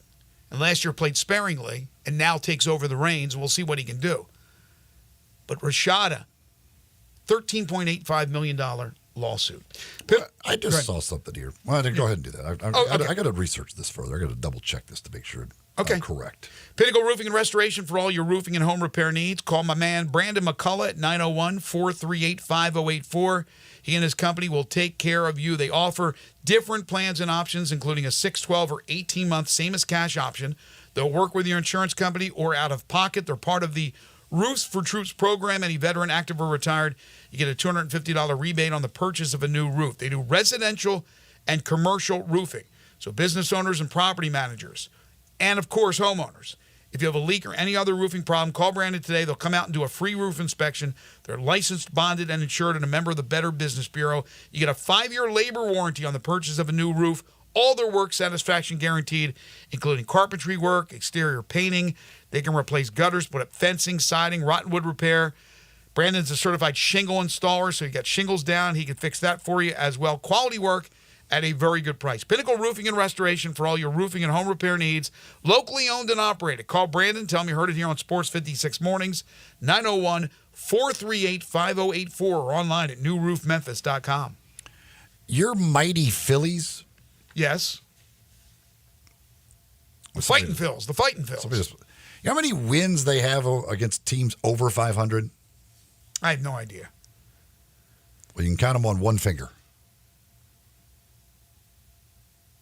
So have they played a lot over 500, or have they not played a lot of teams over 500? What's their record against teams over 500? 1-2. They played 3. Yeah. So what? I mean, if you told me... So your mighty record is just against a bunch of bad teams. Yeah, but if you told me... You haven't done anything. But if you told me they had 19 losses against teams over 500, then I would be concerned. Well, they don't have 19 losses total. Right. That's my point. But they're again, like you. It doesn't mean they won't beat up on these teams over 500 just because they lost 2 out of 3. I'm surprised they've only played 3 games against teams over 500. They played the Braves in one series. That's the only over 500 team they've played all year. Yeah, Braves are nothing. And they went Phillies aren't worried about the 1-2 against them. So quit talking about your mighty Phils and how great they are. They've proven nothing so far. Biggest farce in baseball. Oh, they didn't prove anything in the postseason the last couple of years? Knocking off the heavily favored Atlanta Braves both years? Come on now. So, okay, can we do away with the in-game interviews? I didn't see this, but I read about this story during the break. Indiana Fever head coach, they got pictures of her. Photos of Christy Sides, the head coach. Already her team's 0-3 going into the game last night. They lose a heartbreaker. They're 0-4. That's the Caitlin Clark team. They're trying to interview her in the fourth quarter of the game as she's trying to give instructions to her rookie, Caitlin Clark, who has the basketball. She can't hear the questions. She's trying hard to answer them. Stop it. It's over. All that crap, even the taped ones are terrible. The NBA taped interviews. They don't tell you nothing. There's no good information. They don't want to be there. And now they're going, while the action is going on, it takes away from viewing. You want to see the game. You don't want to hear the damn coach who's trying to. Remember the Penny Hardaway interview that they tried? Boy, that worked out really well at UAB. Now, it did with Andy Kennedy. The Andy Kennedy one worked out great. It did, but Andy's, he's depends on the coach. He's a savvy veteran guy. I mean, I don't know about this coach in Indiana, how long she's been there, but obviously she's trying to do a job. And these coaches are trying to do jobs. To have them do interviews during live action. It's bad enough when it's taped because I just don't like them. They're boring. They don't say anything. But while it's live action, come on, man. They're trying to do their job. Leave them alone.